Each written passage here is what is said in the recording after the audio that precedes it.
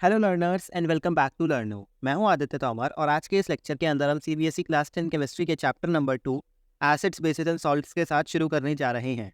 Chapter का नाम है एसिड्स बेसिस एंड सॉल्ट्स। अब इससे हम क्या जानते हैं? अपनी पुरानी क्लासेस से हम ये सीख कर आए हैं कि एसिड्स वो सब्सटेंसेस होते हैं जिनका जो टेस्ट होता है वो होता है खट्टा, जैसे कि लेमन एग्जाम्पल के तौर पर, राइट। बेसिस वो सब्सटेंसेस होते हैं जिनका टेस्ट होता है बिटर, मतलब कड़वा। एग्जाम्पल के तौर पर जैसे सोप हो गया, टूथपेस्ट हो गए, सारे के सारे बेसिस हुआ करते थे। और सॉल्ट्स का मतलब नमक, ठीक है। ये चीज़ें हम जानते हैं। तो अगर लेट्स से मैं आपको कोई सब्सटेंस दे दूंगा और मैं आपको पहचानने को बोलूँ कि ये एसिड है या बेस है, तो आप उसे कैसे पहचानोगे? टेस्ट करके देखोगे। पर इसका मतलब ये है क्या कि अगर मैंने जैसे मान लो कि आपको एक की जगह 10, 20, 30 मतलब बहुत सारे केमिकल्स दे दिए, तो क्या आप हर एक को टेस्ट करने चल दोगे? नहीं ना। क्योंकि देखो दुनिया में तो लाखों केमिकल्स हैं, तो हम लाखों केमिकल्स को तो टेस्ट करके कैटेगराइज नहीं कर सकते कि भाई अगर ये मतलब सारे, तो इसका मतलब ये है कि अब हम इसको एसिड की कैटेगरी में डालेंगे। अगर ये बिटर टेस्ट आया तो इसको हम कैटेगरी में डालेंगे किसकी? बेस की कैटेगरी में। और कुछ सब्सटेंसेस तो न्यूट्रल भी होते हैं। न्यूट्रल मतलब ना एसिडिक ना बेसिक, तो उनको कहाँ पर डालोगे? राइट। तो ऐसे हर एक चीज़ को टेस्ट करके पहचान पाना तो बहुत मुश्किल है। इसी के लिए हमारे साइंटिस्ट ने एक चीज़ बनाई जिसको कहते हैं इंडिकेटर। अब इंडिकेटर क्या होता है? इंडिकेटर बेसिकली एक सब्सटेंस होता है जिसके जरिए हम किसी भी सोल्यूशन का एसिडिक या फिर बेसिक नेचर फाइंड कर सकते हैं, ठीक है। अब लेट्स से यहाँ पर मैं मान लेता हूँ कि मेरे पास से एक सोल्यूशन है, मान लेते हैं ए। अब मेरे को पहचानना है कि ये एसिडिक है, बेसिक है या न्यूट्रल है। तो मैं कैसे पहचानूंगा?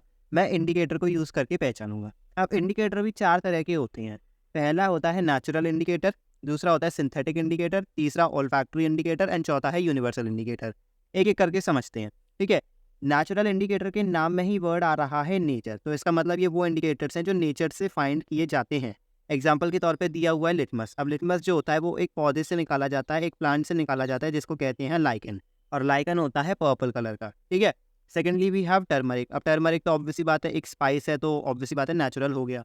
Then we have synthetic indicators. अब सिंथेटिक इंडिकेटर्स नाम में सिंथेटिक वर्ड छुपा है, इसका मतलब वो जो आर्टिफिशियली बनते हैं, जो लैब के अंदर बनते हैं, ठीक है। साइंटिस्ट ने अपने आप बनाए हैं, उनको हम क्या कहेंगे? सिंथेटिक इंडिकेटर कहेंगे। एग्जाम्पल के तौर पे आपके पास फिनोफ्थलीन है और दूसरा एग्जाम्पल है आपका मिथाइल ऑरेंज। ये दोनों आपके सबसे फेमस एग्जाम्पल है सिंथेटिक इंडिकेटर्स के। Third we have olfactory indicator. Olfactory का मतलब होता है स्मेल से रिलेटेड, ठीक है। तो वो इंडिकेटर्स जिनकी स्मेल चेंज हो जाती है अलग अलग मीडियम्स में, उनको हम क्या कहते हैं? All factory indicator. अभी तक जो आपके नेचुरल इंडिकेटर्स थे, सिंथेटिक इंडिकेटर्स थे, इनफैक्ट यूनिवर्सल इंडिकेटर्स, ये तीनों के तीनों आपके कलर चेंज करके बताएंगे। मतलब कलर चेंज हो जाएगा तब हमें पता पड़ेगा कि ये एसिडिक है, बेसिक है या न्यूट्रल है। लेकिन ऑल फैक्ट्री इंडिकेटर्स अपनी स्मेल चेंज करके बताते हैं। एग्जाम्पल में आता है क्लोव ऑयल, अनियन और वेनिला। वेनिला एक्सट्रैक्ट को भी यूज़ करते हैं। Last but not the least we have universal indicator. ये इन सब का राजा है।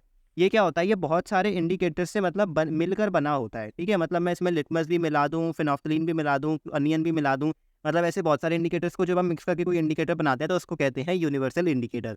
एग्जाम्पल है पीएच स्केल।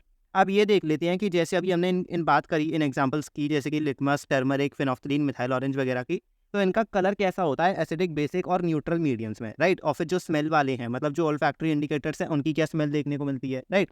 तो लिटमस से शुरू करते हैं। लिटमस का जो एसिडिक मीडियम में कलर होता है वो होता है रेड, न्यूट्रल मीडियम में पर्पल होता है और बेसिक मीडियम में होता है ब्लू।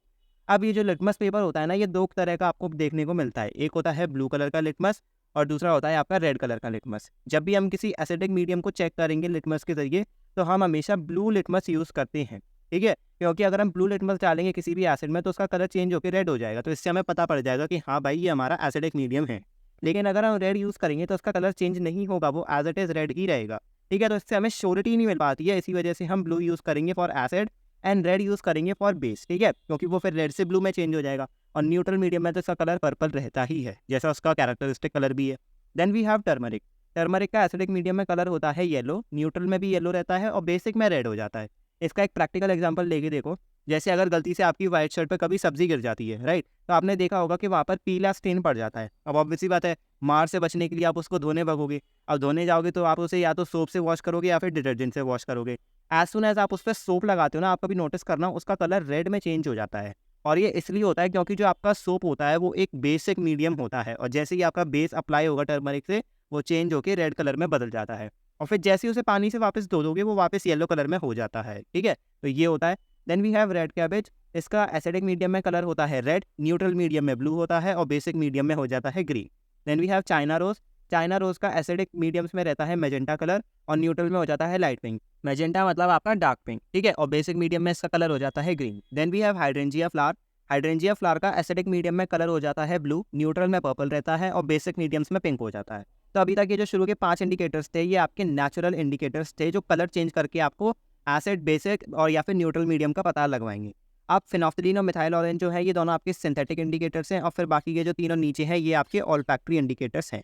ठीक है, तो फिनोफ्थलीन से शुरू करते हैं। फिनोफ्थलीन का कैरेक्टरिस्टिक कलर होता है कलरलेस, मतलब उसका कोई कलर नहीं होता। इनफैक्ट एसिडिक मीडियम में भी डालोगे तब भी उसका कोई कलर नहीं होगा।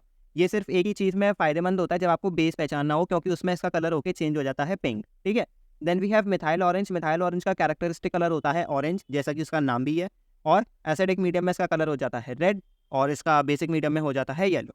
Then we have onion extract, clove oil और वनीला एक्सट्रैक्ट। इन तीनों का कैरेक्टरिस्टिक सेम ही है। इनकी एसिडिक मीडियम में स्मेल एज इट इज़ रहती है जैसी कि न्यूट्रल में रहेगी, मतलब जैसी इनकी स्मेल है। अगर जैसे अनियन की कोई कैरेक्टरिस्टिक स्मेल है जैसी वो आती है तो वो एसिडिक मीडियम में भी सेम ही रहेगी।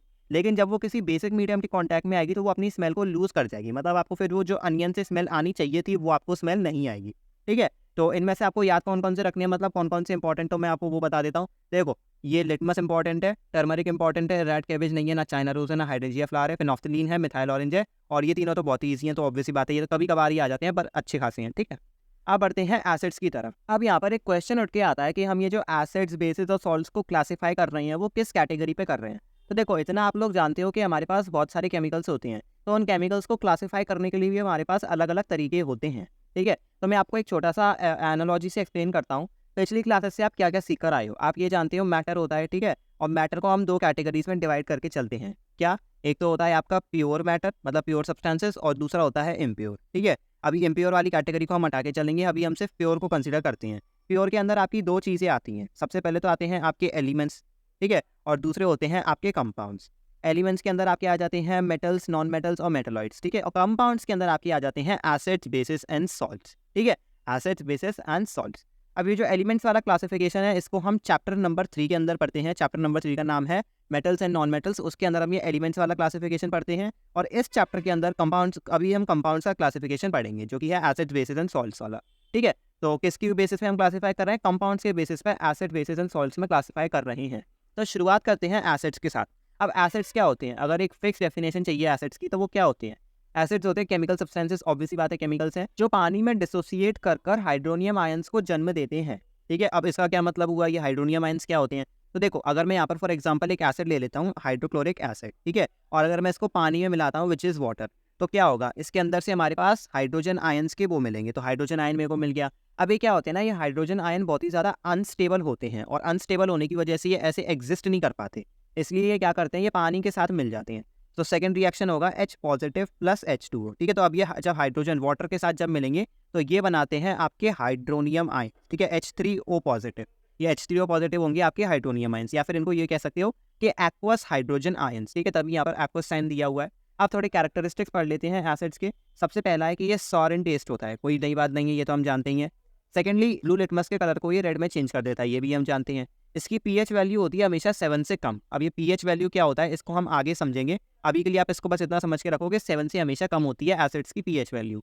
देन ये करोसिव इन नेचर होते हैं। सारे एसिड्स नहीं होते, बट बहुत सारे एसिड्स ऐसे होते हैं जो बहुत ज़्यादा करोसिव होते हैं, जैसे कि हाइड्रोक्लोरिक एसिड ही हो गया। देन ये बेसिस को न्यूट्रलाइज कर देते हैं। अब इसका क्या मतलब है ये भी मैं आपको आगे समझाऊंगा। देन लास्ट, ये इलेक्ट्रिसिटी के गुड कंडक्टर्स होते हैं क्योंकि इनके अंदर हाइड्रोनियम आयंस होते हैं। अब आप खुद जानते हो इलेक्ट्रिसिटी कंडक्ट किसके जरिए होती है? आयंस के जरिए होती है। एंड सिंस यहाँ पर हमारे पास हाइड्रोनियम आयंस हैं, H पॉजिटिव एक्वस आयंस हैं, उसी वजह से आपकी ये इलेक्ट्रिसिटी को भी अच्छे से कंडक्ट करा पाते हैं। अब ये जो आपके एसिड्स होते हैं इनको हम क्लासीफाई करते हैं दो बेसिस पर। सबसे पहला तो बेसिस ऑफ ओरिजिन पे, एंड दूसरा बेसिस ऑफ स्ट्रेंथ पे। ओरिजिन के बेसिस पे इनको दो कैटेगरीज में डिवाइड करते हैं। पहला है आपका ऑर्गेनिक एसिड और दूसरा है मिनरल एसिड। अब यहाँ पर यूज हुआ है ऑर्गेनिक वर्ड। ऑर्गेनिक का मतलब होता है नेचुरल, ठीक है, जो नेचर से फाइंड किए जाते हैं, तो इसलिए कभी कभी हम इनको नेचुरल एसिड्स ही कहते हैं। अब ये वो एसिड्स हैं जिनको कि हम ऑर्गेनिक मैटर जैसे कि प्लांट्स या फिर एनिमल्स में से एक्सट्रैक्ट करते हैं। ठीक है, एग्जांपल के तौर पर जैसे सिट्रिक एसिड हो गया, वो आपका क्या होता है, लेमन के अंदर होता है, और लेमन क्या होता है, एक प्लांट से एक्सट्रैक्ट किया गया फ्रूट है, तो इसलिए सिट्रिक एसिड एक एग्जांपल हो गया। Secondly we can call malic acid as well. Malic acid क्या होता है, आपके एप्पल में से निकलता है, तो ये भी आपका एक नेचुरल एसिड ही माना जाता है। Then we have mineral acids, या फिर ये कहें इनऑर्गेनिक एसिड्स, या फिर मैन मेड एसिड्स। अब ये वो एसिड्स हैं जिनको कि हम इनऑर्गेनिक कंपाउंड्स में से निकालते हैं, जैसे कि मिनरल्स हो गया। ठीक है, तो उनमें से जो आपके एसिड्स निकलेंगे उनको हम क्या कहेंगे, मिनरल एसिड्स की कैटेगरी में डालते हैं। एग्जाम्पल के तौर पे जैसे कि आपका सल्फ्यूरिक एसिड हो गया, ठीक है, और अभी जो हमने एग्जाम्पल यूज़ किया था हाइड्रोक्लोरिक एसिड का, ठीक है, ये भी आपके मिनरल एसिड्स की कैटेगरी में आते हैं। नेक्स्ट बेसिस है स्ट्रेंथ का, मतलब ताकत के बेसिस पे कि इसमें कितनी ताकत है उस हिसाब से हम इनको क्लासीफाई करते हैं। पहला है स्ट्रॉन्ग एसिड और दूसरा है वीक एसिड। अब हम इतना तो जानते हैं कि जो एसिड्स होते हैं वो जब भी पानी में मतलब डालते हैं तो उनमें क्या होता है कि हाइड्रोनियम आयंस पैदा होते हैं, ठीक है, ये चीज़ हम जानते हैं। अब होता क्या है, ये जो आपके स्ट्रॉन्ग एसिड्स होती हैं ना, ये पानी में पूरी तरीके से डिसोसिएट कर जाते हैं, ठीक है। जैसे अगर मैं एग्जांपल के तौर पे HCl ले लूँ, तो जब भी मैं HCl को पानी में डालता हूँ ना, तो ये बहुत ही ज़्यादा अमाउंट में मेरे को हाइड्रोनियम आयंस देता है, ठीक है, मतलब बहुत ज़्यादा मेरे को मिल जाएंगे। तो जो जितने ज़्यादा हाइड्रोनियम आयंस देगा वो उतना स्ट्रॉन्ग एसिड माना जाएगा। अब वीक एसिड वो होते हैं जो बेसिकली आपको कम मतलब हाइड्रोनियम आयंस देते हैं, बहुत ही पार्शियली डिसोसिएट करते हैं, इसलिए ये थोड़े माइल्ड भी होते हैं। माइल्ड मतलब थोड़े कमज़ोर होते हैं। हालांकि स्ट्रॉन्ग एसिड जो होते हैं वो करोजिव होते हैं, मतलब नुकसानदायक होते हैं। अब वीक एसिड में आपके पास एग्जांपल है जैसे कि आपका एसिटिक एसिड हो गया, ठीक है। बेसिकली आप एक ऐसा कंक्लूजन सा ड्रॉ कर सकते हो, मिनरल एसिड्स जनरली आपके स्ट्रॉन्ग एसिड्स के साथ मेल खाते हैं और वीक एसिड जनरली आपके ऑर्गेनिक एसिड्स के साथ मेल खाते हैं, ठीक है। तो एसिटिक एसिड का फॉर्मूला यहाँ पर मैं लिख देता हूँ CH3COOH, ठीक है, ये आपका एसिटिक एसिड हो गया। देन बढ़ते हैं नेक्स्ट, अब बात करते हैं एसिड्स की केमिकल प्रॉपर्टीज़ के बारे में। पीछे हमने कैरेक्टरिस्टिक्स में उनके फिजिकल प्रॉपर्टीज़ पढ़ लिए थे, राइट, कि वो सार इन टेस्ट होते हैं एंड फलाना ढिकाना, ये हमने पढ़ लिया था। अब हम पढ़ेंगे कि इनके केमिकल प्रॉपर्टीज़ क्या होते हैं। तो आपके पास 3 रिएक्शंस के बेसिस पे हैं। सबसे पहला है रिएक्शन विद मेटल्स, दूसरा है reaction with metal carbonates and bicarbonates, and third is reaction with metal oxides. तो शुरुआत करते हैं रिएक्शन विद मेटल्स के साथ, ठीक है। अब यहाँ पर होगा क्या ना कि जो आपका कभी भी कोई एसिड अगर मेटल के साथ रिएक्ट करता है, ठीक है, तो रिजल्ट क्या निकलेगा, रिजल्ट निकलेगा आपके पास एक सॉल्ट प्लस हाइड्रोजन गैस, ठीक है। तो ये आपकी एक एनालॉजी होती है। जब भी आपका एसिड किसी मेटल के साथ रिएक्ट करता है तो वो हमेशा सॉल्ट एंड हाइड्रोजन गैस को निकालता है। अब एग्जांपल्स ले लेते हैं यहाँ पर थोड़े बहुत, राइट। तो एग्जांपल्स लिस्ट डाउन करते हैं, 3 एग्जांपल्स ले लेंगे हम, ठीक है। तो पहला लेते हैं हम हाइड्रोक्लोरिक एसिड, ठीक है। हाइड्रोक्लोरिक एसिड को मैं रिएक्ट करा देता हूँ, लेट्स से चलो सोडियम के साथ रिएक्ट करा देते हैं। तो क्या बनेगा, हमारे पास बन जाएगा NaCl + H2, ठीक है, ये रिएक्शन होनी चाहिए। अब बैलेंसिंग करते हैं, तो यहाँ पर हाइड्रोजन 2 बार आ रहा है तो इसका मतलब यहाँ पर 2 पुट कर देंगे, एंड 2 यहाँ पर Cl हो गया तो मतलब यहाँ पर भी एक 2 पुट करना पड़ेगा, और यहाँ पर 2 आ गया तो सोडियम भी आपके 2 हो गए तो इसका मतलब यहाँ पर भी एक 2Na आ गया। तो ये आपकी एक बैलेंस्ड इक्वेशन हो गई है। अब यहाँ पर स्टेट सिंबल भी डिस्कस कर लेते हैं। देखो आपके जितने भी ये एसिड्स होंगे ना, आप हमेशा स्ट्रॉन्ग एसिड्स लेने वाले हो और स्ट्रॉन्ग एसिड्स को हमेशा एक्वस फॉर्म में लोगे, ठीक है, ये बात हमेशा याद रखना। और जो आप मेटल्स यूज़ करोगे वो ऑब्वियसली बात है सॉलिड फॉर्म में ही रहेंगे, अनलेस उसका कोई फॉर्म ही अलग है। जैसे अगर आपने मर्क्यूरी ले लिया तो ऑब्वियसली बात है वो तो लिक्विड फॉर्म में हो जाएगा, पर जनरली आपके सारे के सारे सॉलिड ही लिए जाएंगे। और जो सॉल्ट बनेगा वो आपका एक्वस फॉर्म में मिलेगा, ठीक है। और हाइड्रोजन गैस तो ऑब्वियसली बात है खुद ही बता दिया है, G ऑब्वियसली बात है यूज़ होगा। लेते हैं नेक्स्ट एग्जाम्पल, इसमें हम क्या करते हैं, हम ले लेते हैं H2SO4 और इसको रिएक्ट करा देते हैं लेट्स से जिंक के साथ, ठीक है। तो बन जाएगा हमारे पास जिंक सल्फेट ZnSO4 + H2, जो कि आपकी गैस निकल जाएगी। यहाँ पर भी सेम स्टेट सिंबल रहेंगे, ये आपका एक्वस फॉर्म में रहेगा, ये आपका सॉलिड है, ये आपका एक्वस है और ये आपकी गैस है। थर्ड ले लेते हैं हम नाइट्रिक एसिड, ठीक है, तो HNO3 ले लेते हैं और इसके साथ रिएक्ट करा देते हैं मैग्नीशियम को, तो ये बन जाएगा MgNO3 ठीक है, और प्लस हाइड्रोजन गैस। तो ये आपका रिएक्शन हो गया। अब यहाँ पर भी सिंबल्स डिस्कस कर लेते हैं। यहाँ पर ये HNO3 आपका अगेन एक्वस फॉर्म में रहेगा, magnesium solid, magnesium nitrate is aqueous, and H2 obviously बात है आपकी गैस होने वाली है। अब बढ़ते हैं नेक्स्ट रिएक्शन की तरफ, जिसमें हम डिस्कस करेंगे reaction with metal carbonates and bicarbonates. अब देखो कार्बोनेट्स के बारे में तो आप जानते हो, मतलब जैसे अगर कोई मेटल है तो MCO3, ठीक है, ये CO3 आपका बाइकार्बोनेट होता है। ये बाइकार्बोनेट क्या होता है, देखो अगर मैं बाइकार्बोनेट बोल रहा हूँ या फिर मैं हाइड्रोजन कार्बोनेट बोल रहा हूँ, ये दोनों one of the same thing है, ठीक है। ये बाय को कभी क्या करते हैं ना कि हाइड्रोजन थोड़ा लंबा पड़ जाता है, इसलिए हाइड्रोजन की जगह बाय वर्ड यूज़ किया जाता है। तो इसका अगर एक मैं रिप्रेजेंटेशन से देना चाहूँगा बाइकार्बोनेट का, तो ये हो जाएगा मेटल हाइड्रोजन बाइकार्बोनेट, ठीक है, मतलब मेटल हाइड्रोजन कार्बोनेट, ठीक है। तो सबसे पहले तो हम यहाँ पर अपनी वो लिखेंगे एक जनरल रिएक्शन। तो जब भी अगर कोई एसिड हमारा मेटल कार्बोनेट, ठीक है, या फिर मेटल हाइड्रोजन कार्बोनेट के साथ रिएक्ट करेगा तो वो बनाएगा आपके लिए एक सॉल्ट प्लस वाटर, और इसके साथ गैस के रूप में ये निकालता है कार्बन डाइऑक्साइड, ठीक है। तो ये आपका रिएक्शन होने वाला है। आप एग्जाम्पल्स के साथ ही डिस्कस करेंगे, ठीक है। तो 3 एग्जाम्पल्स लेंगे। सबसे पहले एग्जाम्पल में हम ले लेते हैं अपना चहीता एसिड HCl, और इसके साथ मेटल कार्बोनेट ले लेता हूँ मैं, लेट्स से कौन सा Na2CO3, ठीक है, आपका सोडियम कार्बोनेट। अब रिएक्शन क्या होगा, एक सॉल्ट बनेगा, मतलब ये जो Na है ये Cl के साथ रिएक्ट करके बना लेगा मेरे लिए NaCl, तो NaCl एक मेरे पास आ गया। देन मेरे पास निकल आएगा वाटर और कार्बन डाइऑक्साइड। अब इसमें क्या हमारे पास एक फ़ायदा रहता है कि H2O और CO2 तो हमारे पास पक्का निकलने वाले हैं, ठीक है। वाटर और कार्बन डाइऑक्साइड तो हमेशा निकलेंगे। बाकी जो आपका ये जो पॉजिटिव आयन होता है ना मेटल वाला, इसको आप एसिड के नेगेटिव आयन के साथ मिलाकर अपना सॉल्ट बना सकते हो। अब बैलेंसिंग देख लेते हैं, यहाँ पर 1 2 तो यहाँ पर पुट कर देंगे, तो Cl यहाँ पर 2 हो जाएंगे। अब Cl यहाँ पर 2 है तो हमारे पास यहाँ पर भी एक साथ मैच करना पड़ेगा। अब क्या है कि यहाँ पर 2 हाइड्रोजन हो गए, यहाँ पर भी हमारे पास 2 हाइड्रोजन है। ऑक्सीजन कितने हैं लेफ्ट साइड पर? 3 ऑक्सीजन है। सेम यहाँ पर 2 प्लस 1 यहाँ पर, तो यहाँ पर भी 3 ऑक्सीजन हो गए। Na यहाँ पर 2 है, यहाँ पर भी 2 है। क्लोरीन यहाँ पर 2 है, यहाँ पर भी 2 क्लोरीन है, और बाकी सारा आपका कार्बन तो सेम ही है। ठीक है, तो आपकी ये इक्वेशन बैलेंस हो गई। नेक्स्ट एग्जांपल हम ले लेते हैं किसका, इस बार ले लेते हैं चलो H2SO4। ठीक है, और H2SO4 को रिएक्ट करा देते हैं हम पोटेशियम कार्बोनेट के साथ। ठीक है, तो मैं ले लेता हूँ यहाँ पर K2CO3। अब इसका क्या रिएक्शन होगा? अगेन मैं क्या करूँगा, ये जो मेरा पॉजिटिव आयन है, मतलब जो भी मेटल वाला आयन है, इसको मैं SO4 के साथ रिएक्ट करा दूंगा। मतलब एसिड का जो भी नेगेटिव पार्ट है उसके साथ रिएक्ट करा दूंगा। तो मेरे पास बनेगा K2SO4 plus H2O plus CO2। ठीक है, ये चीज़ें तो मेरे पास ऑब्वियसली बात है फिक्स्ड है। अब यहाँ पर बैलेंसिंग देखते हैं, K2 यहाँ पर 2 बार आ रहा है, यहाँ पर भी 2 बार आ रहा है। चलो ये चीज़ हमारे पास फिक्स्ड है। देन यहाँ पर SO4 है, यहाँ पर भी SO4 है, तो ये वाला भी हमारे पास फिक्स है। H2 यहाँ पर है, यहाँ पर भी H2 है। ठीक है, तो मेरे को तो यहाँ पर कुछ दिख नहीं रहा बैलेंस करने का, ये ऑलरेडी बैलेंस्ड ही है। अब यहाँ पर हमने कार्बोनेट वाले एग्जाम्पल्स तो ले लिए। अब एक आधा एग्जाम्पल हम ले लेते हैं हाइड्रोजन कार्बोनेट वाला। ठीक है, तो हाइड्रोजन कार्बोनेट वाला भी एक एग्जाम्पल ले लेते हैं।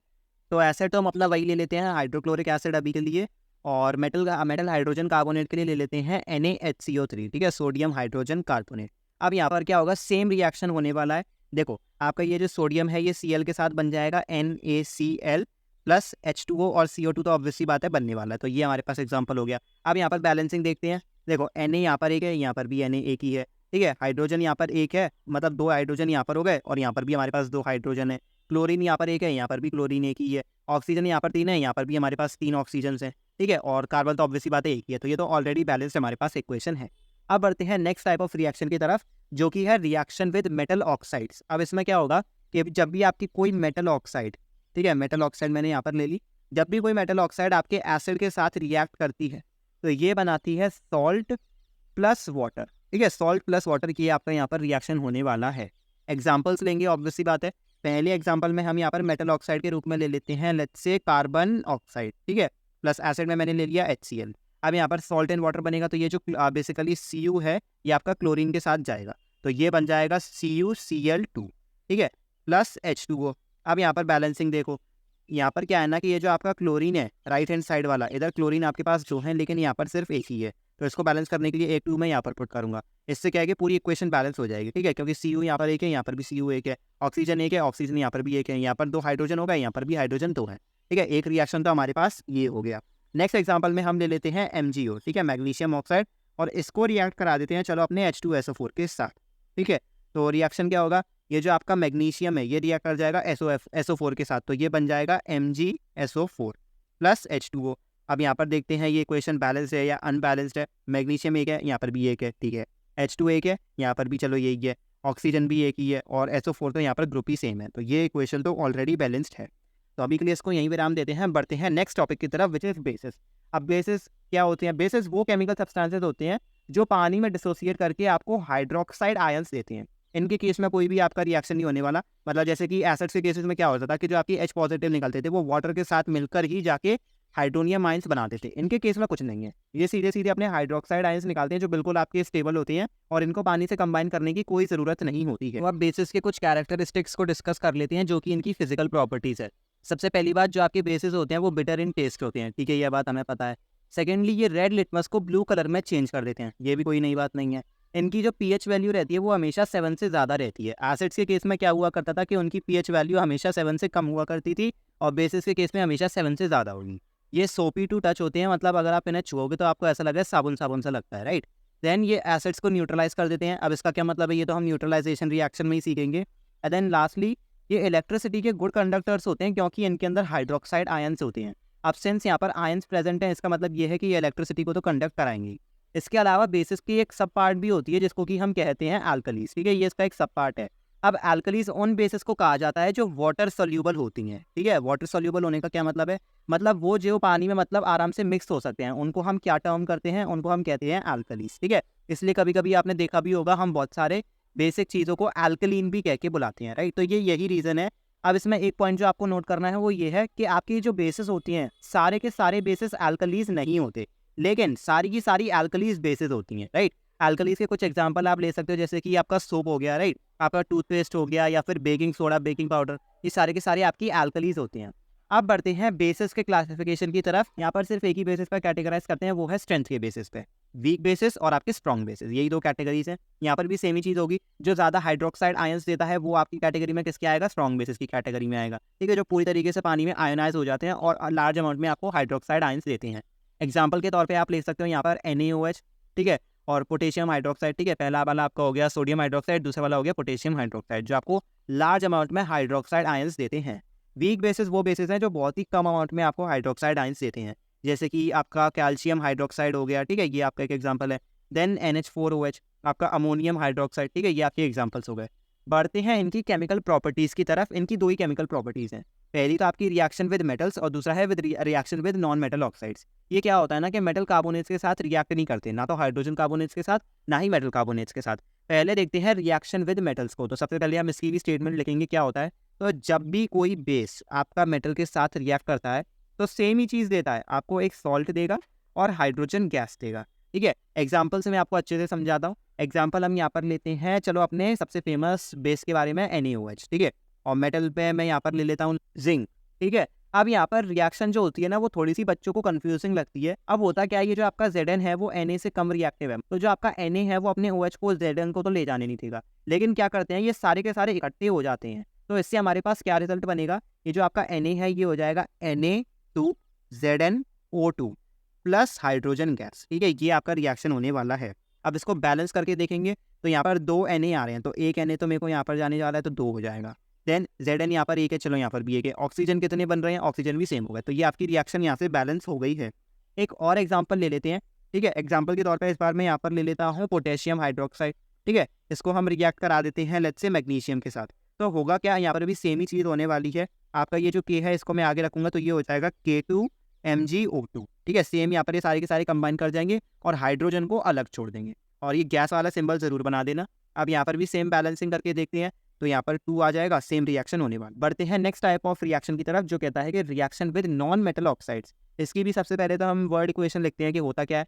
तो जब भी कोई बेस किसी नॉन मेटल ऑक्साइड, मतलब नॉन मेटल ऑक्साइड के साथ रिएक्ट करेगा, तो ये भी सेम ही चीज़ करेगा, ये बनाएगा सॉल्ट प्लस वाटर। ठीक है, एग्जाम्पल्स के साथ समझते हैं।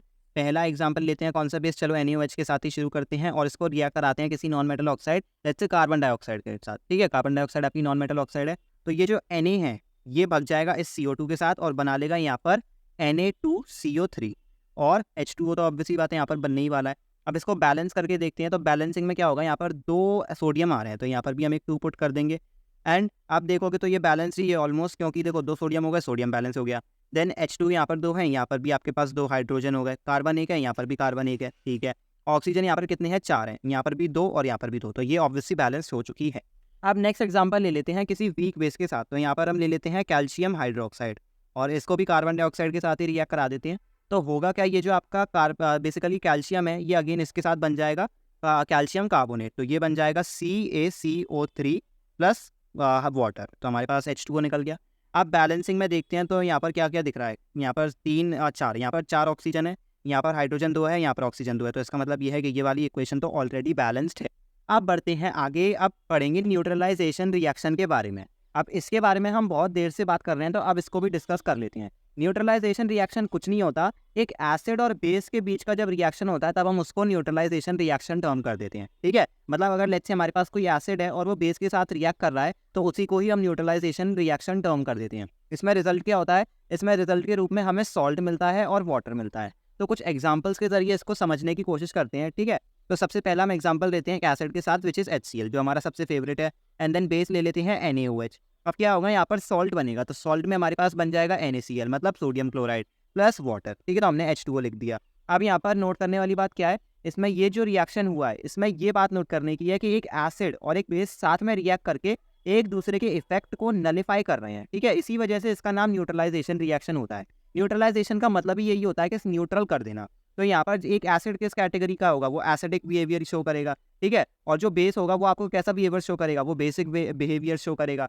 लेकिन यहाँ पर जो हमारे पास रिजल्ट बनाई है टोटली हमारे पास न्यूट्रल रिजल्ट आया है, तो इसी वजह से हम इसको न्यूट्रलाइजेशन रिएक्शन कहते हैं। एक और एग्जाम्पल ले लेते हैं, इसमें हम क्या करते हैं, हम ले लेते हैं H2SO4 और बेस के रूप में हम ले लेते हैं पोटेशियम हाइड्रोक्साइड। तो यहाँ पर क्या बनेगा, यहाँ पर बन जाएगा हमारे पास K2SO4 प्लस H2O। ठीक है, वाटर तो इसमें फिक्स्ड बात है, सॉल्ट पे ही हमको थोड़ा सा ध्यान देना पड़ेगा। अब यहाँ पर 2 के आ रहे हैं, तो इसका मतलब एक 2 हम यहाँ पर भी पुट करेंगे और ये इक्वेशन आपकी बैलेंस हो जाएगी। एक और एग्जांपल ले लेते हैं। तो इस एग्जांपल में हम अपना एसिड ले लेते हैं HNO3 मतलब नाइट्रिक एसिड, और इसके साथ ले लेते हैं कैल्शियम हाइड्रोक्साइड, ठीक है, जो एक यहाँ पर एक वीक बेस का काम करे। अब होगा क्या, ये Ca चला जाएगा NO3 के साथ, तो ये बना लेगा CaNO3 होल ट्वाइस, ठीक है, प्लस H2O जो कि आपका वाटर ऑब्वियस सी बात है निकलेगा। अब यहाँ पर ये जो NO3 का ग्रुप है ये 2 टाइम्स में जा रहा है, तो इसका मतलब एक 2 हमें यहाँ पर भी पुट करना पड़ेगा, तो एक 2 यहाँ पर पुट कर देंगे।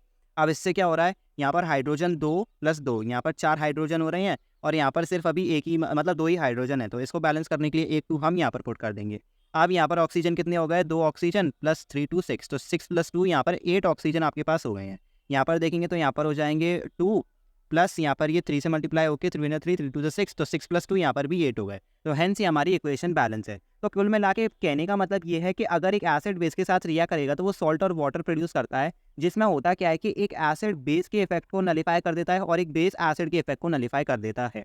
अब इससे मेरे को एक यहाँ पर बहुत ही इंपॉर्टेंट पॉइंट टच करना है। इस वाले रिएक्शन को अगर तुम गौर से देखो तो इसमें तुम्हें कुछ सिमिलर देखेगा। यहाँ पर हमारे पास एक एसिड है, हमारे पास सॉल्ट है और वाटर है, ठीक है, ये न्यूट्रलाइजेशन रिएक्शन से मिलता जुलता है, बस अंतर क्या है कि यहाँ पर ये मेटल ऑक्साइड आ गया है। तो अगर मैं यहाँ पर मेटल ऑक्साइड की जगह बेस रख दूंगा प्लस एसिड रख दूंगा, ठीक है, तो यहाँ पर सारा का सारा जो रिएक्शन है वो सेम होने वाला है। तो यहाँ से मैं एक चीज़ देख सकता हूँ कि ये जो आपका बेस है ये आपकी मेटल ऑक्साइड को कॉरेस्पॉन्ड कर रहा है, मतलब यहाँ पर जो बेस की जगह है उसको मेटल ऑक्साइड निभा रहा है। और यही रीज़न है कि हम मेटल ऑक्साइड्स को जनरली क्या कहते हैं, बेसिक। बेसिक मतलब इनको अल्कलीन टर्म किया जाता है, यही रीज़न है, क्योंकि ये क्या करते हैं, ये न्यूट्रलाइजेशन रिएक्शन जैसा ही काम करते हैं जिसमें ये बेस की भूमिका निभाते हैं, इसलिए हम इनको मेटल ऑक्साइड टर्म करते हैं। सिमिलरली इस वाले रिएक्शन में अभी आपको कुछ सिमिलर देखने को मिल रहा है। यहाँ पर क्या हो रहा है, आपके पास यहाँ पर एक बेस है, ठीक है, और यहाँ पर एक नॉन मेटल ऑक्साइड है, और इससे बन क्या रहा है, आपके पास सॉल्ट बन रहा है और वाटर बन रहा है। तो यहाँ पर भी वही सेम चीज़ हो रही है। ये जो नॉन मेटल ऑक्साइड है ये यहाँ पर एसिड की भूमिका को निभा रहा है, क्योंकि फिर अगर हम यहाँ से नॉन मेटल ऑक्साइड की जगह एसिड को पुट करेंगे तो हमारा रिएक्शन सेम ही रहने वाला है। तो यहाँ पर क्या हो रहा है, यहाँ पर ये जो एसिड की जगह है ये एक नॉन मेटल ऑक्साइड ने ले ली है, और यही रीज़न है कि ये जो नॉन मेटल ऑक्साइड होती हैं इनको हम एसिडिक टर्म करते हैं, ठीक है। तो ये कुल मिला के जो मैंने बात करी इसका मतलब क्या है, मतलब इसका कंक्लूजन क्या है, तो इसका कंक्लूजन यही है कि बेसिकली अगर आपका कोई एसिड जब भी मेटल ऑक्साइड के साथ रिएक्ट करेगा तो वो आपके एक न्यूट्रलाइजेशन रिएक्शन जैसा ही काम करता है। इसी वजह से जो आपकी मेटल ऑक्साइड्स रहेंगी वो बेसिक रहेंगी, ठीक है, ये बात आपको याद रखनी है। और जो नॉन मेटल ऑक्साइड्स रहेंगी वो कौन सी रहेंगी, वो रहेंगी एसिडिक, ठीक है, तो आपको ये बातें याद रखनी है। बढ़ते हैं नेक्स्ट टॉपिक की तरफ, जिसमें हम ये देखेंगे कि एसिड्स और बेसिस में कॉमन क्या है। तो अभी तक हम कुछ चीज़ें तो जानते हैं कि क्या क्या कॉमन है। सबसे पहली बात कि दोनों ही इलेक्ट्रिसिटी कंडक्ट कराते हैं, ठीक है, और यही इसका सबसे इंपॉर्टेंट पॉइंट है। अब ये इलेक्ट्रिसिटी कंडक्ट क्यों कराते हैं, रीज़न क्या है, ये आप खुद ही जानते हो, प्रेजेंस ऑफ आयंस की वजह से, क्योंकि इनमें आयंस जन्म लेते हैं, इसी वजह से ये इलेक्ट्रिसिटी को मतलब कंडक्ट करा पाते हैं। अब एग्जांपल लेंगे दोनों का। यहाँ पर मेरे पास एक तरफ है हाइड्रोक्लोरिक एसिड और दूसरी तरफ है मेरे पास सोडियम हाइड्रोक्साइड, ठीक है। तो जब मैं इसको पानी में मिलाऊंगा, जब ये HCl को मैं पानी में मिलाऊंगा तो होता क्या है ना कि ये आयंस टूटते हैं।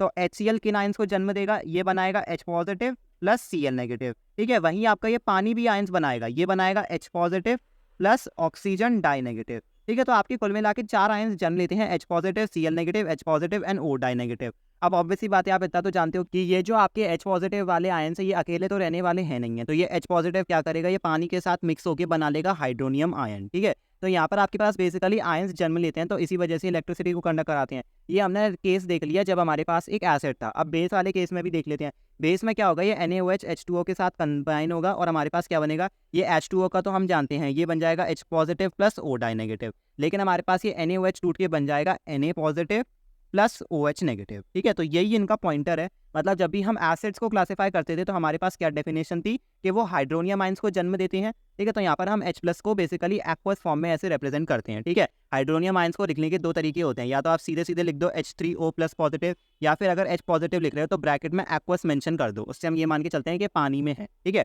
और बेसिस की क्या क्लासिफिकेशन होती थी कि ये आपके OH नेगेटिव आयंस को जन्म देते थे। तो यही इनके बीच में कॉमननेस है। नेक्स्ट टॉपिक की तरफ बढ़ते हैं, विच इज डाइल्यूजन। डाइल्यूजन क्या होता है, बेसिकली जब आप किसी एसिड या फिर बेस को पानी में मिलाते हो उसको हम डाइल्यूजन कहते हैं, और जिस एसिड या फिर बेस में आपने पानी मिलाया है उसको कहेंगे डाइल्यूटेड एसिड, ठीक है। तो यहाँ पर मैं आपसे एक सवाल पूछना चाहूंगा, जैसे अगर मैं मान लेता हूँ कि मेरे पास एक एसिड है, ठीक है, यहाँ पर मेरे पास एक एसिड है और साथ ही में मेरे पास रखा हुआ है पानी, तो मेरे को इतना बताओ कि मैं पानी को एसिड में डालूंगा या फिर एसिड को पानी में डालूंगा।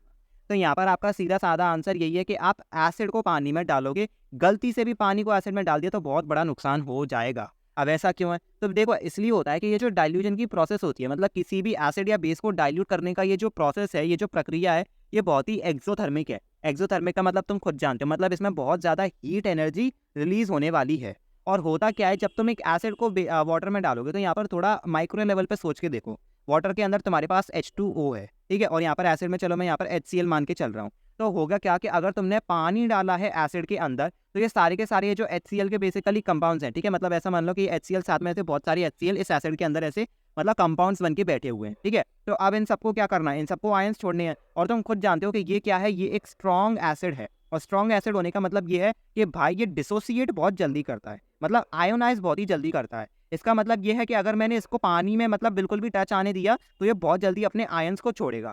तो यहाँ पर तुम ऐसा समझ लो कि जैसे ही तुमने एक H2O की बूंद डाली इसके अंदर एसिड के अंदर, ये सारे जो इसके साथ HCl है अंदर अंदर में, ये सारे के सारे आपस में लड़ने लगते हैं कि हम अपने आप को आयनाइज करेंगे, हम अपने आप को आयनाइज करेंगे। तो इसी वजह से होता क्या है कि ये एक्सोथर्मिक रिएक्शन हो जाता है। इसी वजह से जिस बीकर में तुमने ये डाला है ना, ये बीकर में हीटिंग हो जाती है, मतलब अगर इसको छू के देखोगे ना तो ये बहुत ज़्यादा टेम्परेचर में गर्म हो जाएगा। और कभी कभी हीटिंग इतनी ज़्यादा हो जाती है कि ये जो आपका बीकर है यही टूट जाता है, ठीक है? तो इस कॉन्सिक्वेंसेस से बचने के लिए हम ये करते हैं। और इसके अलावा एक और चीज़ भी होती है, पता है? जैसे ही तुमने पानी को एसिड के अंदर डाला ना, कुछ एसिड उछल भी सकता है, मतलब उछल के कुछ एसिड आपके ऊपर भी गिर सकता है। और इसकी वजह से तुम जानते हो बर्न्स हो सकते हैं। क्यों? क्योंकि अगर एसिड स्ट्रॉन्ग है तो भाई बैंड बच जाएगा। देखो वीक बेस की तो हम यहाँ पर बात ही नहीं कर रहे, क्योंकि वीक बेस को तो वैसे भी हम एक्वस फॉर्म में लेते नहीं हैं, उसको तो हम उसके लिक्विड फॉर्म में ही लेके चलते हैं, मतलब उसमें पानी मिलाते ही नहीं है। लेकिन ये जो आपके बेसिकली स्ट्रॉन्ग एसिड्स होते हैं, ये नुकसानदायक होते हैं, इसलिए इनकी स्ट्रेंथ को कम करने के लिए, मतलब इनकी ताकत को कम करने के लिए हम क्या करते हैं, इनमें पानी मिलाते हैं ताकि नुकसान ना हो। तभी आपने देखा होगा अभी तक हम जितने भी स्ट्रॉन्ग एसिड्स ले रहे थे, हम उनको हमेशा उनकी एक्वस फॉर्म में ही ले रहे थे। अब इससे होता क्या है डाइल्यूजन से, आपके जो बेसिकली हाइड्रोनियम आयंस या फिर लेट्स से आपके जो हाइड्रोक्साइड आयंस है, अब जैसे यहाँ पर अगर मैं बेस होता तो बेस के केस में भी सेम ही होता है। जैसे अगर NaOH डला होता तो ये NaOH में भी आपस में लड़ाई होती कि भाई हम पहले ऑक्सीडाइज होंगे, मतलब हम पहले अपने आयंस को छोड़ेंगे। तो यही दिक्कत होती है। इससे होता क्या है कि जितना पानी आप डालोगे ना, तो इससे ऐसा हो जाता है कि पानी ज़्यादा बचता है, ठीक है? तो होगा क्या कि जैसे अगर ये H2O H2O H2O ऐसे बहुत सारे आपस में हैं, तो ये सारे के सारे ऐसे रेशियो बना लेंगे जिसमें सिर्फ एक ही HCl होगा या फिर एक ही NaOH होगा, ठीक है? तो ये कंडीशन होती है। अब इस डाइल्यूजन की वजह से हमारे पास एक और कैटेगरी बन जाती है जिसमें हम एसिड्स और बेसिस को क्लासिफाई कर सकते हैं, ठीक है? तो कैटेगरीज आपकी कौन सी बनेगी? एक तो हम कहेंगे डाइल्यूट एसिड्स, ठीक है? एक तो आपके डाइल्यूट एसिड्स हो जाएंगे और दूसरे हो जाते हैं आपके कॉन्सेंट्रेटेड एसिड्स, ठीक है? तो ये जो डाइल्यूट एसिड्स हैं इनको तो समझाने की जरूरत नहीं है। वो एसिड्स जो डाइल्यूट हो चुके हैं, मतलब जिनमें अच्छा खासा पानी मतलब मात्रा में है, उनको हम डाइल्यूट एसिड्स टर्म करते हैं। कॉन्सेंट्रेटेड एसिड्स हम उन एसिड्स को कहेंगे जिनमें पानी का अमाउंट बहुत ही ज़्यादा कम है, ठीक है? उनमें क्या है कि आपके जैसे अगर हम कॉन्सेंट्रेटेड एसिड, जैसे अगर मैं HCl को कॉन्सेंट्रेट फॉर्म में लेना चाहता हूँ, तो उसमें यहाँ पर जैसे देख रहे हो तो इस केस में आपके पास H2O के कंपाउंड्स जो है वो ज़्यादा है और HCl और या फिर NaOH आप यूज़ कर रहे हो तो उनके कम है। तो कॉन्सेंट्रेटेड एसिड्स के केस में क्या होता है कि आपके HCl ज़्यादा होंगे और H2O कम होगा, ठीक है? तो ये इनका डिफरेंस है। और यहाँ पर कॉन्सेंट्रेटेड बेसिड्स और डाइल्यूट बेसिस भी होते हैं, सेम ही आपका क्राइटेरिया होल्ड ट्रू करने वाला है। तो अब बढ़ते हैं the most awaited topic, the pH scale की तरफ। अब ये जो पीएच स्केल है, इसका अगर तुम नाम देखो तो इसके अंदर हमारे पास एक छोटा पी आता है और एक बड़ा एच आता है। अब ऐसा क्यों होता है, मतलब इसका नाम ऐसे क्यों रखा गया है? तो देखो ये जो छोटा पी होता है ना, ये एक जर्मन वर्ड से डिराइव हुआ है जिसको कहते हैं पोटेंस, ठीक है? ये एक जर्मन वर्ड है। अब इसका मतलब क्या होता है? इसका मतलब होता है पावर या फिर कह लो पोटेंशियल। वहीं दूसरी तरफ ये जो एच है ये डिनोट करता है हाइड्रोजन आयन कंसंट्रेशन, ठीक है? मतलब ये जो H+ आयंस होते हैं हमारे हाइड्रोनियम आयंस, इनकी जो कॉन्सेंट्रेशन होती है, मतलब एक सोल्यूशन के अंदर ये कितनी मात्रा में प्रेजेंट है उसको ये डिपेक्ट करता है, ये H वैल्यू, ठीक है? तो कुल मिला के अगर तुम इसको सम अप करो तो ये कहना चाहता है कि potential of hydrogen ion concentration. इसी वजह से हम इसको सिर्फ और सिर्फ एक नंबर की तरह समझ सकते हैं जो हमें ये बताता है कि एक सोल्यूशन के अंदर कितनी हाइड्रोजन आयन कंसंट्रेशन है। तो ये पीएच स्केल का जो मेजर काम होता है वो यही होता है कि हम किसी भी एसिड या बेस की स्ट्रेंथ आइडेंटिफाई कर पाएँ। देखो आखिर में तो हमारे पास ये एक इंडिकेटर ही होने वाला है। बाकी इंडिकेटर्स हमारे पास थे जो हमें बता दिया करते थे कि एक एसिड या फिर बेस कैसा है, मतलब क्या वो है। लेकिन ये पीएच स्केल का सिर्फ इतना सा यूज़ है कि हम इससे स्ट्रेंथ पता कर पाते हैं किसी भी एसिड या बेस की। जनरली ये बनता कैसे है, एक पेपर लिया जाता है, उसके अंदर जब हम यूनिवर्सल इंडिकेटर लगा देते हैं, जो हमारा चौथा टाइप था, तो वो एक पीएच स्केल बन जाता है, ठीक है? तो पीएच स्केल को बेसिकली एक ऐसा पेपर समझ लो, ठीक है? अब होता है क्या, जैसे अगर मैंने इसके ऊपर सोल्यूशन डाला, तो मैंने जैसे एक ग्रीन ड्रॉप डाली और ये मेरा कोई सोल्यूशन है, और फिर पता है मेरे को ये जो मेरी स्ट्रिप है, ये जो पीएच पेपर है, इसका कलर चेंज हो जाएगा।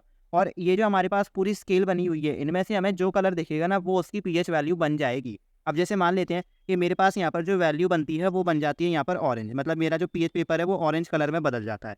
तो तो जब मैं इसकी स्केल देखूंगा तो मेरे को यहाँ पर दिख रहा है कि ऑरेंज कलर तब आता है जब आपका जो पीएच है वो 1 वैल्यू पर होता है। तो यहाँ से मैं ये बता दूंगा कि ये जो सोल्यूशन था इसकी पीएच वैल्यू कितनी थी, 1।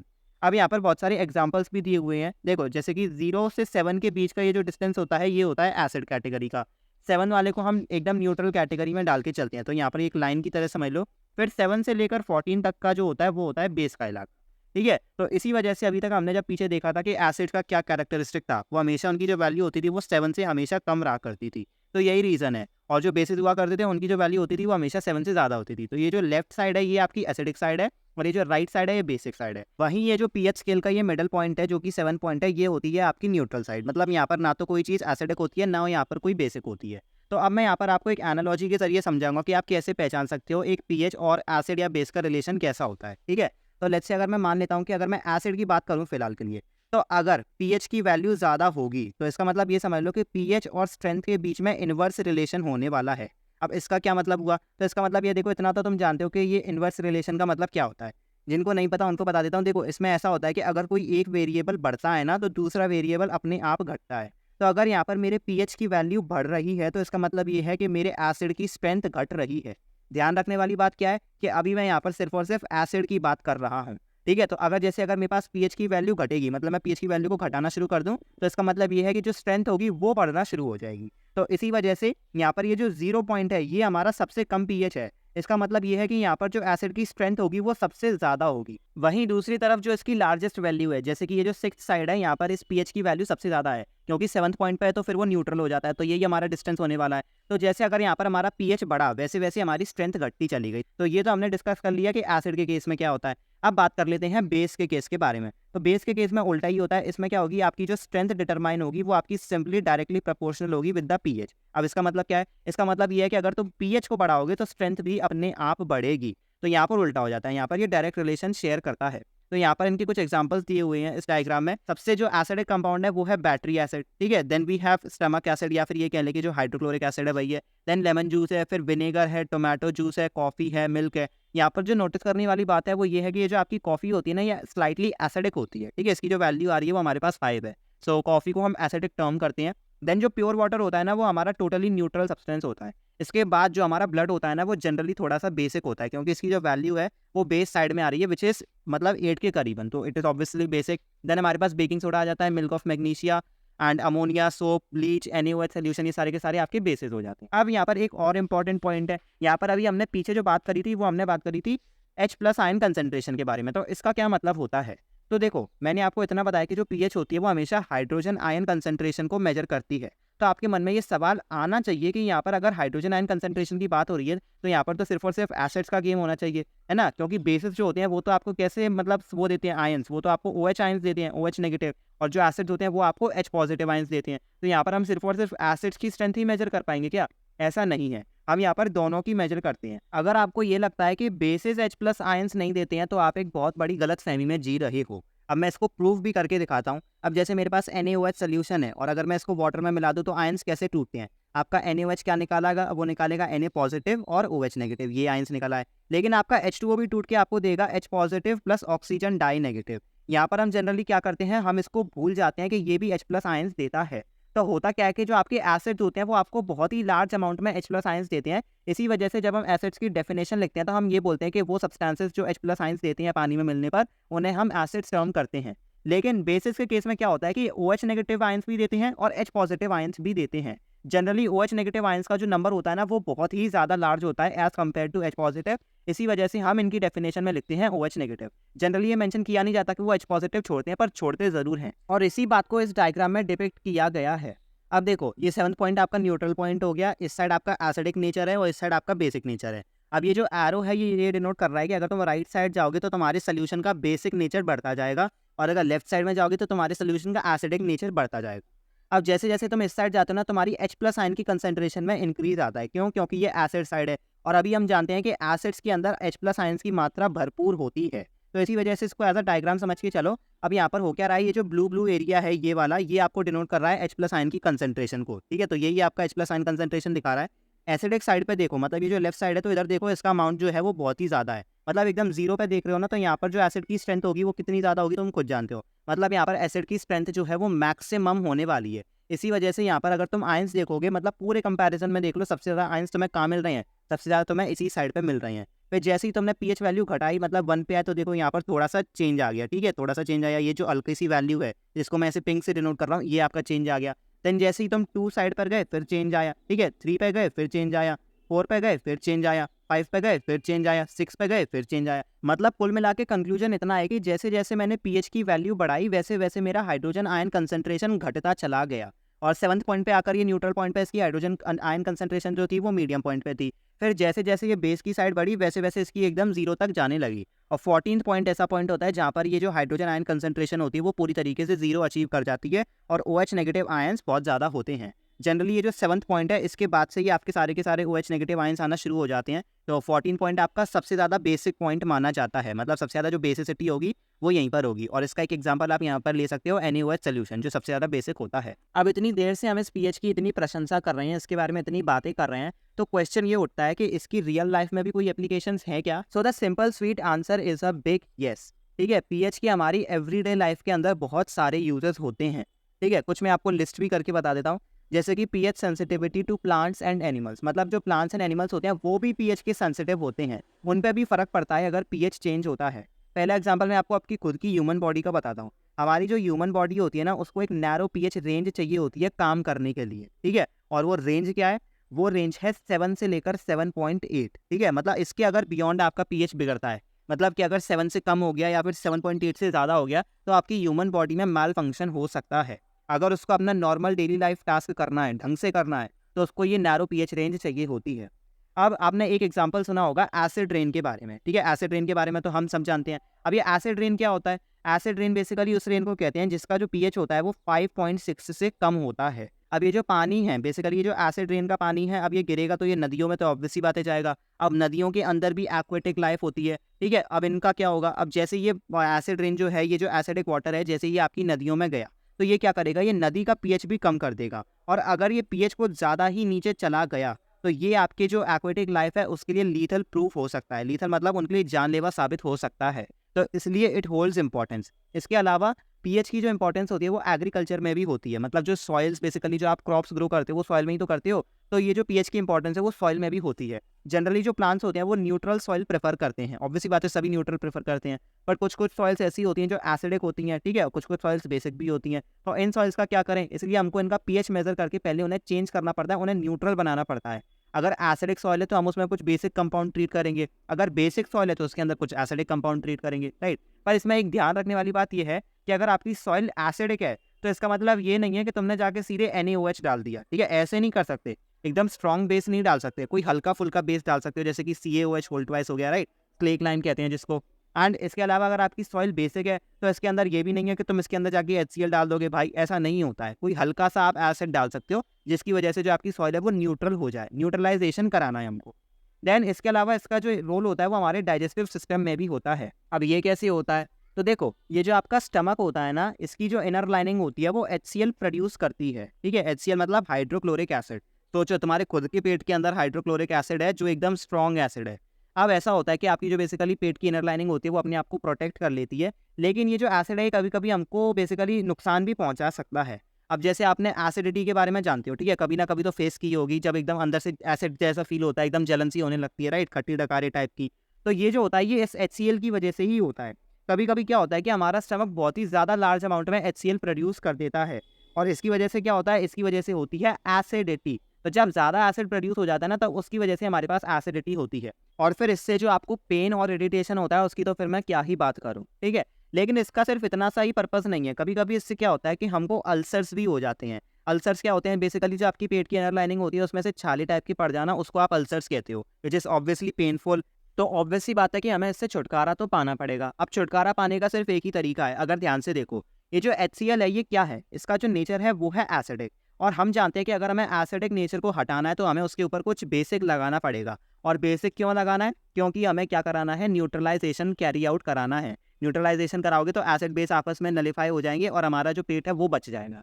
तो इसी के लिए हम क्या करते हैं? हम यहाँ पर एंटासिड्स यूज़ करते हैं, ठीक है। एंटासिड्स का अगर तुम लिटरल मतलब भी देखोगे तो उसमें देखो क्या छुपा हुआ है, एसिड्स वर्ड आ रहा है और एंटी, ठीक है, ये एंटी वर्ड है, इसका मतलब ये है कि जो एसिड्स के ऊपर उल्टा प्रभाव करे, राइट। तो इसलिए हम एंटासिड्स कंज्यूम करते हैं। अब एंटासिड्स में जो सबसे ज़्यादा जो कॉमन चीज़ हम कंज्यूम करते हैं वो होता है मिल्क ऑफ मैग्नीशिया, ठीक है, जो पिंक पिंक सा आता है, याद करो, ठीक है। अब ये जो मिल्क ऑफ मैग्नीशिया होता है, इसके अंदर क्या होता है, इसके अंदर होता है मैग्नीशियम हाइड्रोक्साइड, ठीक है। और मैग्नीशियम हाइड्रोक्साइड एक थोड़ा सा मॉडरेट बेस होता है, ना तो ज़्यादा स्ट्रॉन्ग बेस होता है, ना तो ज़्यादा वीक बेस होता है, ठीक है।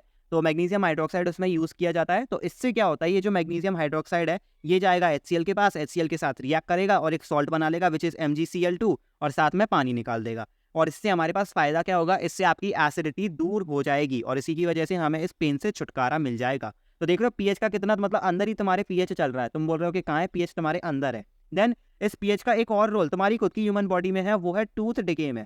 अब ये जो टूथ डिके है ये एक ऐसी चीज़ है जो हमने कभी ना कभी तो अपने जीवन में एक्सपीरियंस कर ही ली है। अब क्वेश्चन ये आता है कि ये टूथ डिके होता क्यों है। ये इसलिए होता है कि जब तुम्हारा पीएच 5.5 से नीचे गिर जाए तब तुम्हारा ये टूथ डिके स्टार्ट होना शुरू हो जाता है। अब इसमें भी पीएच आ रहा है। अब क्वेश्चन ये आएगा ये कि पीएच 5.5 से नीचे जाता क्यों है। तो ये तब जाता है जो तुम्हारे मुंह में जो शुगर पार्टिकल्स रह जाते हैं, मतलब जो तुम खाना खा लेते हो, शुगरी सब्सटेंस खा लेते हो, तो जो शुगर पार्टिकल्स, जो फूड पार्टिकल्स तुम्हारे मतलब दांतों में लगे रह जाते हैं, ये उनकी वजह से पीएच घटता है।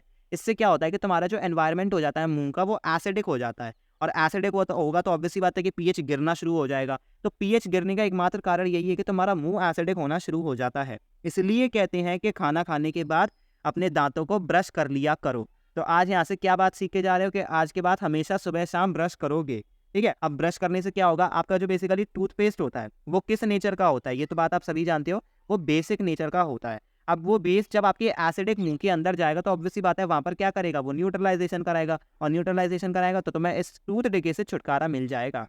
अब पता है यहाँ पर आयरनी की बात क्या है, ये जो टूथ डिके होता है ये किसका होता है, ठीक है। अब जैसे अगर मैं मान लेता हूँ कि अगर ये तुम्हारा दांत है, ठीक है, ये तुम्हारा दांत है, तो इसका ये जो टूथ डिके हो रहा है किसका हो रहा है, ये होता है आपकी टूथ की आउटर लाइनिंग जिसको हम कहते हैं इनामल, ठीक है। और पता है आयरनी की बात क्या है, ये इनामल हमारी पूरी बॉडी का सबसे ज़्यादा हार्डेस्ट सब्सटेंस है, मतलब इससे ज़्यादा हार्डेस्ट सब्सटेंस हमारी बोन्स भी नहीं है, उससे ज़्यादा आपका इनामल हार्ड है, ठीक है। लेकिन फिर भी ये डिके कर जाता है जब आपका पीएच बीच में आ जाता है।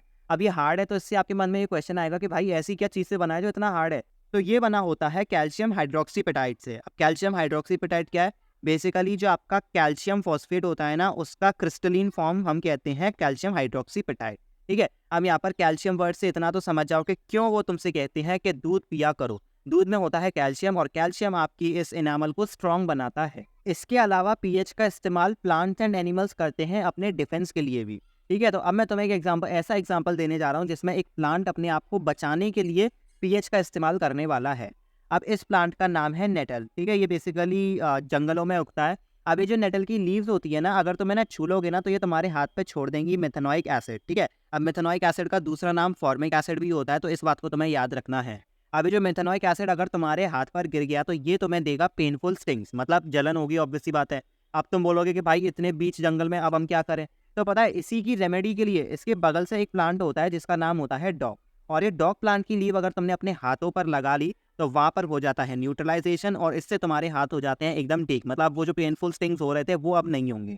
अब ये कैसे होता है, ये जनरली शायद इसलिए होता है क्योंकि ये जो डॉग प्लांट की लीव्स है वो बेसिक होती हैं, और बेसिक जैसे ही आपका सब्सटेंस एक एसिडिक सब्सटेंस से लगा वैसे ही आपका न्यूट्रलाइजेशन हो गया और आपका हाथ बच गया मोस्ट इंपॉर्टेंटली। तो देख रहे हो नेचर में दोनों ही चीज़ें आपके पास हैं, मतलब प्लांट्स आपको नुकसान भी पहुंचा सकते हैं और आपको बचा भी सकते हैं।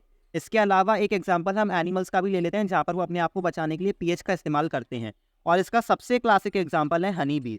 अब ये जो हनी बीज होती हैं अगर ये डंक मार लेती हैं तो हमें इतना दर्द होता क्यों है, राइट। तो ये दर्द इसलिए होता है क्योंकि ये जो हनी बीज होती हैं ये भी सेम एसिड छोड़ती हैं, मतलब जो आपका फॉर्मिक एसिड का हो या फिर मेथेनोइक एसिड का हो, ये भी आपके हाथों पर फॉर्मिक एसिड छोड़ देती हैं। अब इसकी वजह से भी अगेन आपको पेन होगा, जलन होगी, स्वेलिंग होगी। तो इससे बचने के लिए क्या करें, तो यहाँ पर जनरली लोग क्या करते हैं, बेकिंग सोडा यूज़ करते हैं। अब बेकिंग सोडा जो होता है वो बेसिकली एक माइल्ड बेस होता है, ठीक है, इसलिए हम उस पर बेकिंग सोडा लगाते हैं अपने हाथ पे। अब अगर तुमने यहाँ पर NaOH लगा दिया फिर तो तुम अपना हाथ ही भूल जाओ। अब तुम पूछोगे कि भाई ऐसा क्यों बोल रहे हो, तो देखो इसलिए मैं ऐसा बोल रहा हूँ क्योंकि जो आपका NaOH है वो है एक स्ट्रॉन्ग बेस, वो इस फॉर्मिक एसिड को न्यूट्रलाइज तो कर लेगा लेकिन उसके अलावा ये आपके हाथ को नहीं छोड़ेगा।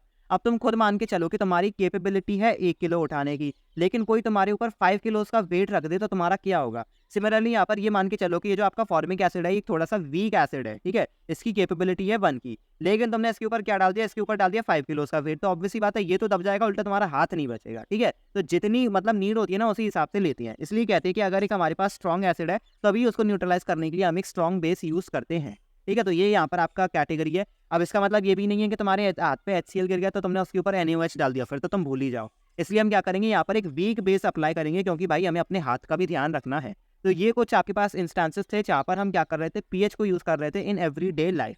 अब बढ़ते हैं इस चैप्टर के लास्ट टॉपिक की। अभी तक हम सॉल्ट्स को कैसे क्लासिफाई कर सकते हैं, आपकी जो न्यूट्रलाइजेशन रिएक्शन, मतलब जो एसिड प्लस बेस होके आपके पास जो सॉल्ट एंड वाटर निकलता था ना, इसको वही समझ लो, ठीक है। ये जो सॉल्ट होता है यही आपका यहाँ पर रेफर कर रहा है। अब सॉल्ट का मतलब ये बिल्कुल नहीं होता कि सिर्फ और सिर्फ जो आप घर पे यूज करते हो वो नमक, सॉल्ट इससे ज्यादा होता है, ठीक है। सॉल्ट उसे कहते हैं जो एक एसिड और बेस के एनायन कैटायन से मिलकर बना होता है। एक एसिड के अंदर एक हाइड्रोजन आयन होता है, ठीक है, और मैं मान लेता हूँ कि दूसरा सब्सटेंस लेट्स से एक्स मान लेते हैं, और ये एक्स क्या रिप्रेजेंट कर रहा है, ये एक्स किसी भी मतलब उसके साथ जो है उसको रिप्रेजेंट कर रहा है। देन अगर हमारे जो बेस होते हैं उसके अंदर क्या होता है, OH एग्जिस्ट करता है, तो इसके साथ में क्या मान लेता हूँ कि Y एग्जिस्ट कर रहा है।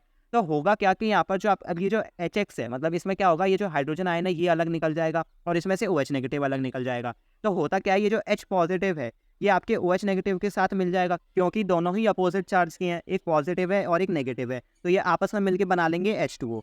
अब इतना तो तुम जानते हो कि न्यूट्रलाइजेशन रिएक्शन में H2O बनता है प्लस सॉल्ट बनता है। तो होगा क्या, हमारे पास क्या बच रहा है, ये H तो चला गया और इसमें से OH चला गया, हमारे पास बचता है सिर्फ ये XY, ये साथ में कंबाइन होकर बना लेते हैं एक सॉल्ट, और इसी को हम यहाँ पर रेफर कर रहे हैं। तो एक एनालॉजी के जरिए मैंने तुमको न्यूट्रलाइजेशन रिएक्शन से समझाया कि एक सॉल्ट क्या होता है।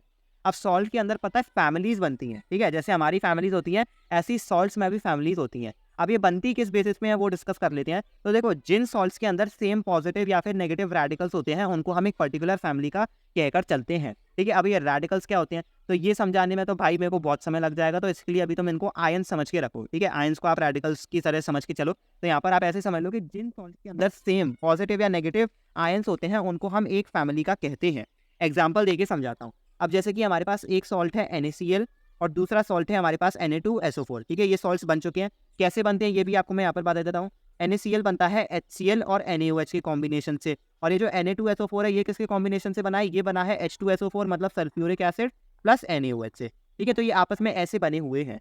अब यहाँ पर ये जो दो हमारे पास सॉल्ट्स हैं विच इज NaCl और Na2SO4, इनके पॉजिटिव रेडिकल देखो, मतलब ये जो पॉजिटिव आयन उसकी तरफ नजर फेरो, कौन सा वाला, इसके अंदर भी Na पॉजिटिव है और इसके अंदर भी Na पॉजिटिव है, राइट। और ये दोनों के दोनों सेम ही फैमिली के हैं, तो इसलिए हम क्या कहेंगे, ये जो दोनों सॉल्ट्स हैं इनको हम सेम फैमिली का कहते हैं। और फैमिली का नाम क्या होगा, फैमिली का नाम होगा सोडियम सॉल्ट्स, ठीक है। तो इनके अंदर सिंस इनका जो पॉजिटिव आयन है वो सोडियम है, इसलिए हम इनको सोडियम सॉल्ट्स की कैटेगरी में डाल देंगे। इसके अलावा एक और एग्जांपल लेते हैं, इसमें हम क्या करेंगे, नेगेटिव रेडिकल को सेम करने की कोशिश करते हैं। तो एक तो हम ले लेते हैं NaCl, ठीक है, और दूसरा ले लेते हैं KCl। अब ये कैसे कैसे बनी है ये भी आप यहाँ पर देख लो, ये तो बनाए सेम ही, उससे एक NaOH होगा और दूसरा HCl होगा। KCl बनाए आपके KOH से और HCl से, ठीक है। यहाँ पर ये आपके सॉल्ट्स बने हैं। अब इसके अंदर जो आपका नेगेटिव रेडिकल है, मतलब ये जो क्लोरीन है ये दोनों में सेम होने वाला है। अब इसको हम क्लोरीन नहीं कहेंगे, इसको कहेंगे क्लोराइड, ठीक है। तभी इसका जो नाम होता है वो क्या होता है, सोडियम क्लोराइड और पोटेशियम क्लोराइड। अब इसके अंदर सिंस क्लोराइड जो आपका आयन है वो सेम है, इसलिए हम इनको एक फैमिली का कहेंगे और फैमिली का नाम पड़ जाएगा क्लोराइड सॉल्ट, ठीक है। तो जैसा जिसकी सिमिलैरिटी वैसे उसके नाम पड़ेंगे फैमिलीज के। तो ये होती है फैमिली ऑफ सॉल्ट। तो अब बढ़ते हैं नेक्स्ट टॉपिक की तरफ, जिसमें हम डिस्कस करेंगे कि सॉल्ट्स का पीएच क्या होता है। अब देखो, अभी अभी हम पीएच से उठ के आए हैं, फिर से पीएच पे ही आ गए, ठीक है। अब हम ये डिस्कस करेंगे कि सॉल्ट्स के पीएच कैसे क्या होते हैं, ठीक है। इसी बेसिस पे हम सॉल्ट्स को 3 कैटेगरी में डिवाइड करते हैं। पहला है एसिडिक सॉल्ट, दूसरा है न्यूट्रल सॉल्ट और तीसरा है बेसिक सॉल्ट। अब ये क्या होता है, देखो एसिडिक सॉल्ट्स जो होते हैं इनमें ये जो एसिड वर्ड है इससे तुम्हें इतना तो समझ आ गया कि इनकी पीएच वैल्यू 7 से कम होने वाली है, ठीक है। अब इसमें होता क्या है, एसिडिक सॉल्ट्स में आपका एक स्ट्रॉन्ग एसिड होता है और एक वीक बेस होता है। मतलब अगर आपका एक स्ट्रॉन्ग एसिड वीक बेस के साथ कंबाइन करके सॉल्ट बनाएगा तो उसको हम एसिडिक सॉल्ट कहेंगे। अब ऐसा क्यों, तो यहाँ पर ऐसा समझ के चलो कि एक बंदा जो है वो तो खूब स्ट्रॉन्ग है लेकिन दूसरा वाला बहुत वीक है, तो यहाँ पर कौन किसको दबा लेगा, ऑब्वियसली बात है स्ट्रॉन्ग जो है वो वीक को दबा लेगा। तो सेम यहाँ पर होता है, आपका जो स्ट्रॉन्ग एसिड है उसकी टेंडेंसी बनी रहती है और वीक बेस की कम रहती है। वीक बेस को ऐसा समझ के चलो कि इसकी जो कैपेबिलिटी है वो है 2 किलोज उठाने की, लेकिन जो स्ट्रॉन्ग एसिड की कैपेबिलिटी है वो 5 किलोज उठाने की है। तो अगर ये आपस में रिएक्शन करेंगे तो अभी भी एसिडिक सॉल्ट का पलड़ा तो भारी है ना 3 किलो से, तो इसी की वजह से हम इनको एसिडिक सॉल्ट्स की कैटेगरी में डिवाइड करते हैं। तो इसके लिए यहाँ पर एक एग्जांपल ले लेते हैं। इसमें हमें क्या चाहिए, एक स्ट्रॉन्ग एसिड चाहिए, तो मैंने क्या किया HCl ले लिया, और इसके साथ मेरे को एक वीक बेस चाहिए, तो मैं क्या करता हूँ NH4OH ले लेता हूँ। पहला हमारा हाइड्रोक्लोरिक एसिड है और दूसरा हमारा अमोनियम हाइड्रोक्साइड है। सॉल्ट कैसे बनेगा कुछ जानते हो, मैंने अभी आपको एनालॉजी समझाई है। ये जो H पॉजिटिव आयन है ये OH नेगेटिव के साथ चला जाएगा तो वाटर बना लेगा, बचा कि हमारे पास NH4 और Cl बचा, तो सॉल्ट बन जाएगा मेरे पास NH4Cl प्लस H2O। तो यहाँ पर ये जो मेरा सॉल्ट बना है इसका नाम क्या है, इसका नाम है अमोनियम क्लोराइड, और ये किस कैटेगरी में आएगा, ये आएगा एसिडिक सॉल्ट की कैटेगरी के अंदर। देन आपके आते हैं न्यूट्रल सॉल्ट। न्यूट्रल सॉल्ट तो आपके बीच के समझ लो, इनका क्या होता है कि स्ट्रॉन्ग एसिड होता है, स्ट्रॉन्ग बेस होता है, या फिर आपका वीक एसिड होगा और वीक बेस होगा, मतलब दोनों का जो पलड़ा होने वाला है वो भारी होने वाला है, इसलिए इनकी जो पीएच वैल्यू रहेगी वो एकदम न्यूट्रल रहेगी। यहाँ पर भी एक एग्जांपल ले लेते हैं इसका, तो अभी हम बहुत देर से ले रहे हैं HCl प्लस NaOH, ठीक है, दोनों आपके स्ट्रॉन्ग एसिड है, तो यहाँ पर ये NaCl बनाते हैं और वाटर बनाते हैं, ठीक है। NaCl आपका न्यूट्रल सॉल्ट की कैटेगरी में आता है। इसके अलावा एक वीक एसिड और एक वीक बेस का भी ले लेते हैं, राइट। तो वीक एसिड के रूप में मैं ले लेता हूँ HCOOH, ये है आपका फॉर्मिक एसिड, और इसके साथ मैं ले लेता हूँ NH4OH जो बेसिकली आपका अमोनियम हाइड्रोक्साइड है। तो होगा क्या, तुम कुछ जानते हो, ये OH जो है ये इस H के साथ बच जाएगा और ये बना लेगा वाटर, मेरे पास बचेगा COOH और NH4, तो ये बन जाएगा COOH प्लस NH4। अब यहाँ पर एक डाउट आ सकता है कि हमने यहाँ पर NH4 को आगे क्यों नहीं लिखा और ये COOH को पीछे क्यों लिखा है, तो इसका एक्सप्लेनेशन मैं तुम्हें अभी नहीं दूंगा, ये एक्सप्लेनेशन दूंगा मैं तुम्हें चैप्टर नंबर 4 के अंदर, जो कि है कार्बन एंड इट्स कंपाउंड्स। क्योंकि ये जो आपका HCOOH है ये कार्बन कंपाउंड है, तो इसी वजह से मैं आपको अभी एक्सप्लेन करने जाऊंगा तो बहुत देर हो जाएगी, उसी चैप्टर में आपको समझाएंगे। तो ये आपका सॉल्ट बनेगा, और ये सॉल्ट कैसा होगा, ये आपका सॉल्ट होने वाला है न्यूट्रल सॉल्ट। इसके अलावा हमारे पास थर्ड कैटेगरी आती है बेसिक सॉल्ट्स की। बेसिक सॉल्ट्स का जो पीएच होने वाला है वो ऑब्वियसली बात है 7 से ज़्यादा होने वाला है। एग्जाम्पल लेते हैं, यहाँ पर इसने बोला है कि इसको एक वीक एसिड चाहिए, तो वीक एसिड के रूप में मैं ले लेता हूँ HCOOH, और इसके साथ इसको चाहिए एक स्ट्रॉन्ग बेस, तो मैंने ले लिया NaOH। तो होगा क्या, ये जो H है ये OH के साथ कंबाइन होकर बना लेगा H2O। मेरे पास बचा क्या, मेरे पास बचा Na और COOH, तो ये बन जाएगा COOH Na, ये मेरा सॉल्ट बन गया। और ये सॉल्ट कैसी कैटेगरी में आएगा, ये आएगा बेसिक सॉल्ट की कैटेगरी में। तो ये 3 डिविजन्स हैं सॉल्ट्स के पीएच के बेसिस के ऊपर। अब बढ़ते हैं नेक्स्ट टॉपिक की तरफ, जिसमें हम डिस्कस करेंगे कि कॉमन सॉल्ट में से कैसे क्या केमिकल्स बन सकते हैं। अब उससे पहले कॉमन सॉल्ट क्या होता है, कॉमन सॉल्ट बेसिकली आपका जो NaCl है उसको भी कहा जाता है। जो बनता कैसे है, ये बनता है आपके हाइड्रोक्लोरिक एसिड और सोडियम हाइड्रोक्साइड के रिएक्शन से। इनके रिएक्शन से आपका ये सॉल्ट बनके तैयार होता है और साथ में वाटर निकलता है।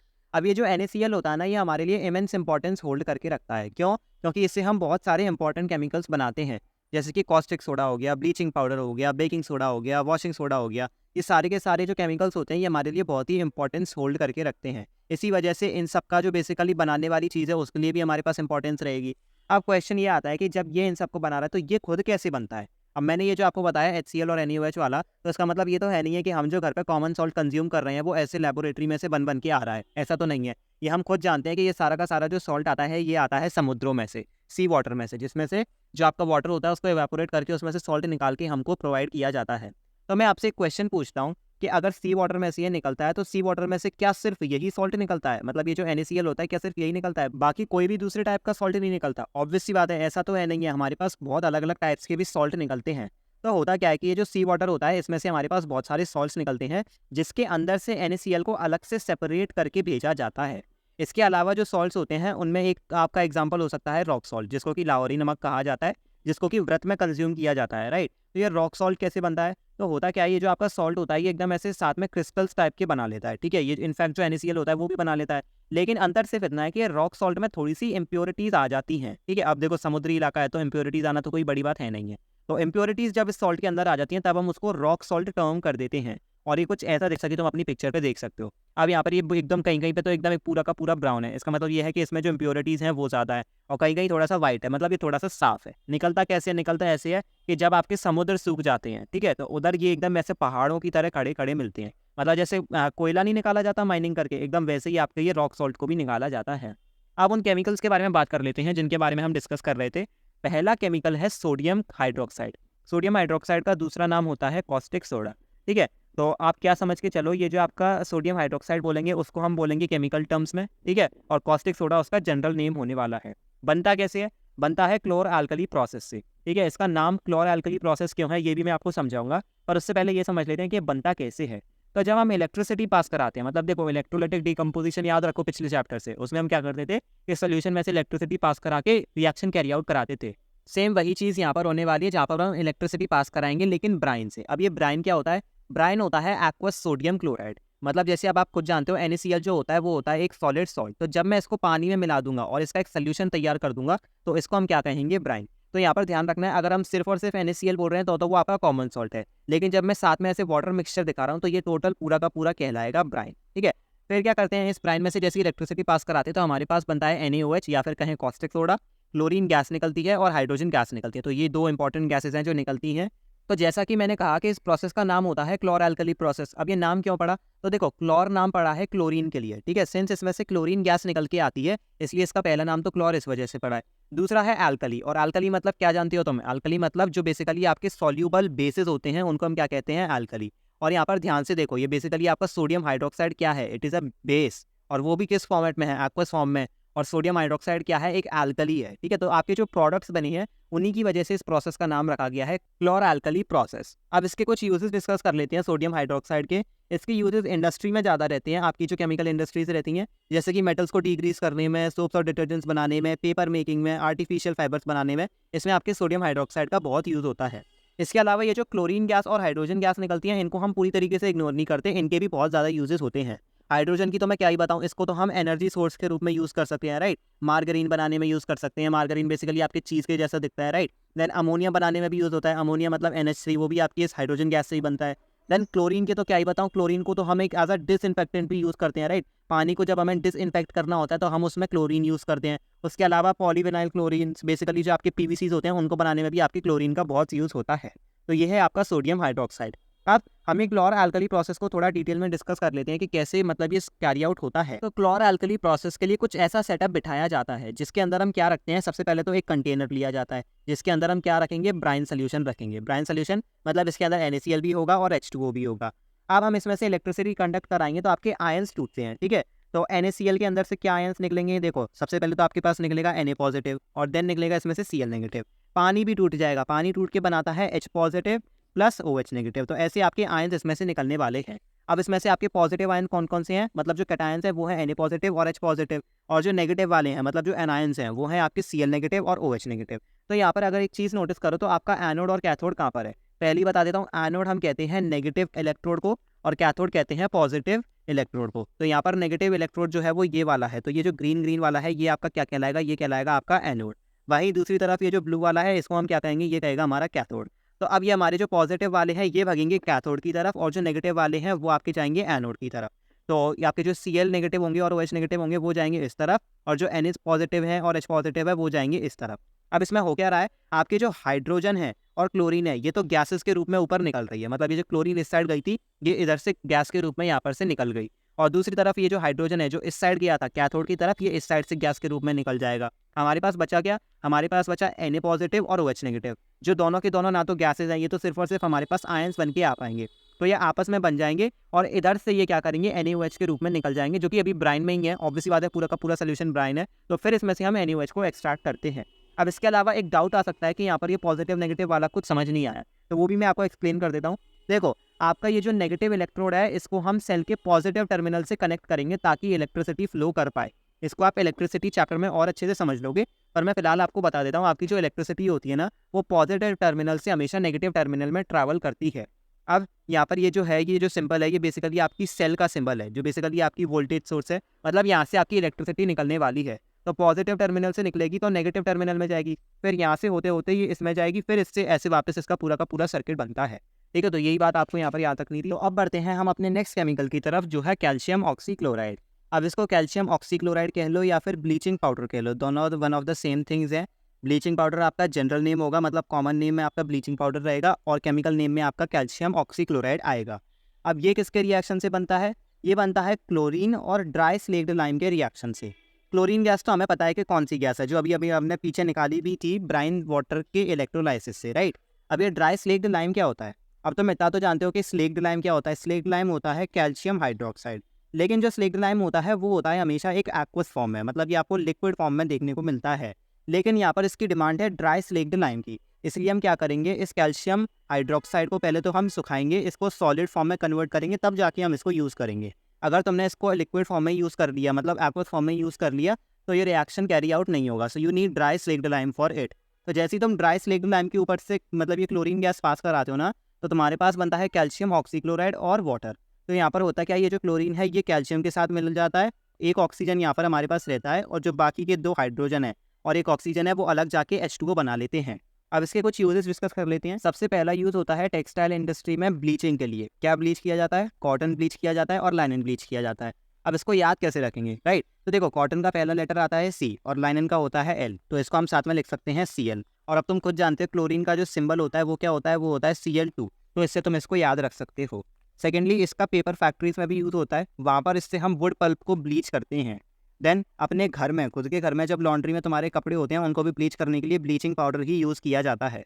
देन इसको एज एन ऑक्सीडाइजिंग एजेंट भी यूज़ किया जाता है। अब ऑक्सीडाइजिंग एजेंट क्या होता है ये तुम खुद जानते हो, मतलब ये क्या करेगा, ये ऑक्सीजन ऐड कराता है किसी भी मतलब सब्सटेंस में, और इसके पास ऑलरेडी एक ऑक्सीजन है, तो ये क्या करता है, इसको आसानी से छोड़ के मतलब ऑक्सीडाइज करा देता है कोई भी चीज़ को, तो इसलिए इसको बहुत सारी केमिकल इंडस्ट्रीज में एज एन ऑक्सीडाइजिंग एजेंट भी यूज़ किया जाता है। देन इसकी एक और प्रॉपर्टी होती है डिसइंफेक्टेंट की, मतलब अगर तुम इसको पानी में मिलाओगे ना तो ये पानी को मतलब जर्म फ्री कर देगा, उसमें जर्म फ्री नहीं रहने देता, तो इसलिए हम ड्रिंकिंग वाटर को फ्री बनाने के लिए भी कैल्शियम ऑक्सीक्लोराइड यूज़ करते हैं। अब बढ़ते हैं नेक्स्ट केमिकल की तरफ, जो है सोडियम हाइड्रोजन कार्बोनेट, राइट? तो सोडियम हाइड्रोजन कार्बोनेट से सबसे ज़्यादा फेमस मैंने तो आज तक कोई सॉल्ट देखा ही नहीं है। अब मैं बताऊंगा कि तुम इसको कैसे पहचान सकते हो। ये है तुम्हारा कुछ नहीं, बेकिंग सोडा, ठीक है? और बेकिंग सोडा के बारे में मेरे को कुछ कहने की खुद को ज़रूरत नहीं है, क्योंकि ये घरों में एक्सटेंसिवली यूज़ होता है। बनता कैसे है? तो देखो, ये जो हमारा ब्राइन वाटर था, जब हम इसको अमोनिया के साथ रिएक्ट कराते हैं in the presence of carbon dioxide and water, तब हमारे पास बनता है बेकिंग सोडा, ठीक है? तो यहाँ पर हमारे पास सबसे पहले तो ब्राइन है विच इज़ NaCl, देन उसमें हमने थोड़ा सा वाटर मिलाया, ठीक है? देन हमारे पास थोड़ी सी कार्बन डाइऑक्साइड है एंड देन अमोनिया।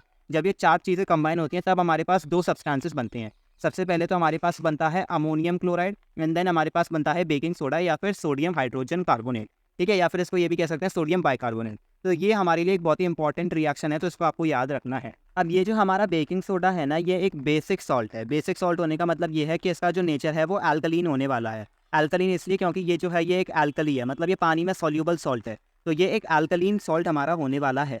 अब तुम्हारे मन में ये सवाल आएगा कि ये बेसिक सॉल्ट है, तो इसका मतलब ये है कि ये एक वीक एसिड और स्ट्रॉन्ग बेस के मिक्सचर से बना होगा, राइट? तो हाँ, ये बिल्कुल सही है। फिर तुम्हारे मन में ये भी जिज्ञासा आएगी कि भाई ऐसा कौन सा एसिड है और कौन सा बेस है जिससे ये बन रहा है, जिसमें तुम्हें ये तो पता है कि जो आपका बेस है वो तो NaOH होने वाला है। मैं तुम्हें एसिड बता देता हूँ। एसिड हमारा होता है H2CO3, जिसको हम कार्बोनिक एसिड कहते हैं। जब इन दोनों का रिएक्शन होता है तब भी हमारे पास क्या बनेगा? देखो, ये जो Na है ये चला जाएगा इस HCO3 के साथ, तो हमारे पास बन जाएगा NaHCO3। लेकिन यहाँ पे अभी हमारे पास एक हाइड्रोजन बचा है और यहाँ पर OH बचा है, तो ये साथ में मिलकर बना लेते हैं H2O। तो इसकी फॉर्मेशन का एक और तरीका है तो जो तुम यहाँ पर देख सकते हो, तो इसलिए हम इसको एक बेसिक सॉल्ट टर्म करते हैं। अब इसके कुछ यूजेस डिस्कस कर लेते हैं। सबसे पहला तो है कि हम इसको एंटासिड्स में यूज़ करते हैं। अब एंटासिड्स के बारे में तुम जानते हो, इनको हम इसलिए यूज़ करते हैं ताकि जो हमारे पेट में एक्सेस एसिड है या फिर जो हाइड्रोक्लोरिक एसिड है उसको न्यूट्रलाइज करने के लिए हम इनको कंज्यूम करते हैं, ठीक है? तो कभी कभी जब हमारे पास मिल्क ऑफ मैग्नीशिया नहीं होता, मतलब जो हम सिरप लेते हैं वो पिंक पिंक जब हमारे पास नहीं होता, तो घर में आपके कभी कभी रेकमेंड किया गया होगा कि आप बेकिंग सोडा को पानी में मिला के पी जाओ। वो इसलिए कहा जाता है क्योंकि वो पानी में मिल जाएगा एंड देन वो वहाँ पर एक बेसिक सोल्यूशन के जैसा रिएक्ट करेगा, तो जब वो आपके एसिड के साथ रिएक्ट करेगा तो वहाँ पर वो न्यूट्रलाइजेशन करा देता है, तो इसलिए हम इसको एंटासिड्स में भी यूज़ करते हैं। इसके अलावा इनका यूज़ होता है सोडा एसिड फायर एक्सटिंग्विशर में। अब ये क्या होता है? तो यहाँ जो तुम अपनी स्क्रीन पर देख पा रहे हो यही है आपका सोडा एसिड फायर एक्सटिंग्विशर। अब इसको समझने के लिए तुम्हें एक रिएक्शन याद करना पड़ेगा। अभी हम पीछे एक रिएक्शन देख के आए थे जिसमें हम क्या करते थे, एक एसिड को किसी भी मेटल कार्बोनेट या फिर मेटल हाइड्रोजन कार्बोनेट के साथ रिएक्ट कराते थे। अब बताओ उसमें हमारे पास क्या क्या प्रोड्यूस होता था? सबसे पहले तो हमारे पास एक सॉल्ट निकलता था, देन वाटर निकलता था और उसके अलावा हमारे पास CO2 गैस निकलती थी। अब यहाँ पर एक इंपॉर्टेंट पॉइंट तुम्हें पता होना चाहिए, ये जो कार्बन डाइऑक्साइड होती है ना, ये होती है आग की जानी दुश्मन। जानी दुश्मन होने का मतलब ये है कि ये कभी भी फायर को सपोर्ट नहीं करेगी। इसलिए तुमने देखा भी होगा जब कभी आग लग जाती है तो हम जो एक्सटिंग्विशर्स यूज़ करते हैं उसके अंदर से कार्बन डाइऑक्साइड निकलती है। इसके अलावा एक एग्जांपल तुम खुद भी चेक कर सकते हो अपने घरों के अंदर, जैसे अगर कभी कोई कैंडल तुम्हारी जल रही हो, ठीक है, अगर तुम उसके ऊपर फूंक मारते हो, ठीक है, तो क्या होता है? वो बुझ जाती है। ये बुझती क्यों है? ये इसलिए बुझती है कि क्योंकि जो तुम फूंक मारते हो उसके अंदर होता है कार्बन डाइऑक्साइड, राइट? क्योंकि हम तो कार्बन डाइऑक्साइड एक्सेल करते हैं, तो जब ये कार्बन डाइऑक्साइड इससे टकराती है तो ये इसको पूरी तरीके से बुझा देती है, क्योंकि कार्बन डाइऑक्साइड कभी भी फायर को सपोर्ट नहीं करती है। तो यहीं पर आपको ये इंपॉर्टेंट बात याद रखनी है।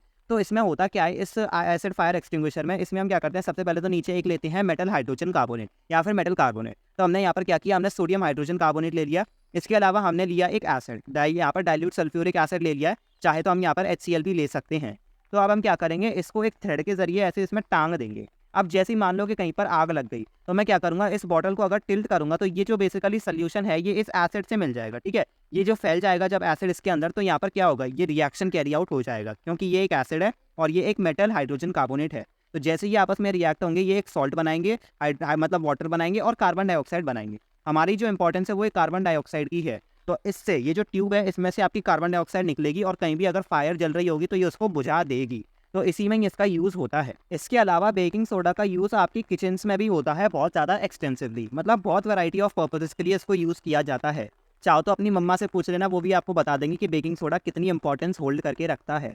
अब यहाँ पर एक क्वेश्चन आता है कि बेकिंग सोडा और जो बेकिंग पाउडर होता है इनमें क्या डिफरेंस होता है, क्या दोनों एक ही चीज़ होती है या फिर दोनों अलग अलग हैं। तो मैं इस पॉइंट को भी यहाँ पर आंसर करूँगा। बेकिंग सोडा क्या होता है वो तो मैं आपको अभी अभी बता चुका हूँ। बेकिंग जो सोडा होता है वो होता है NaHCO3, मतलब सोडियम हाइड्रोजन कार्बोनेट। लेकिन बेकिंग पाउडर होता है बेकिंग सोडा का एक मिक्सचर जिसके अंदर हम एक माइल्ड एडिबल एसिड यूज़ करते हैं।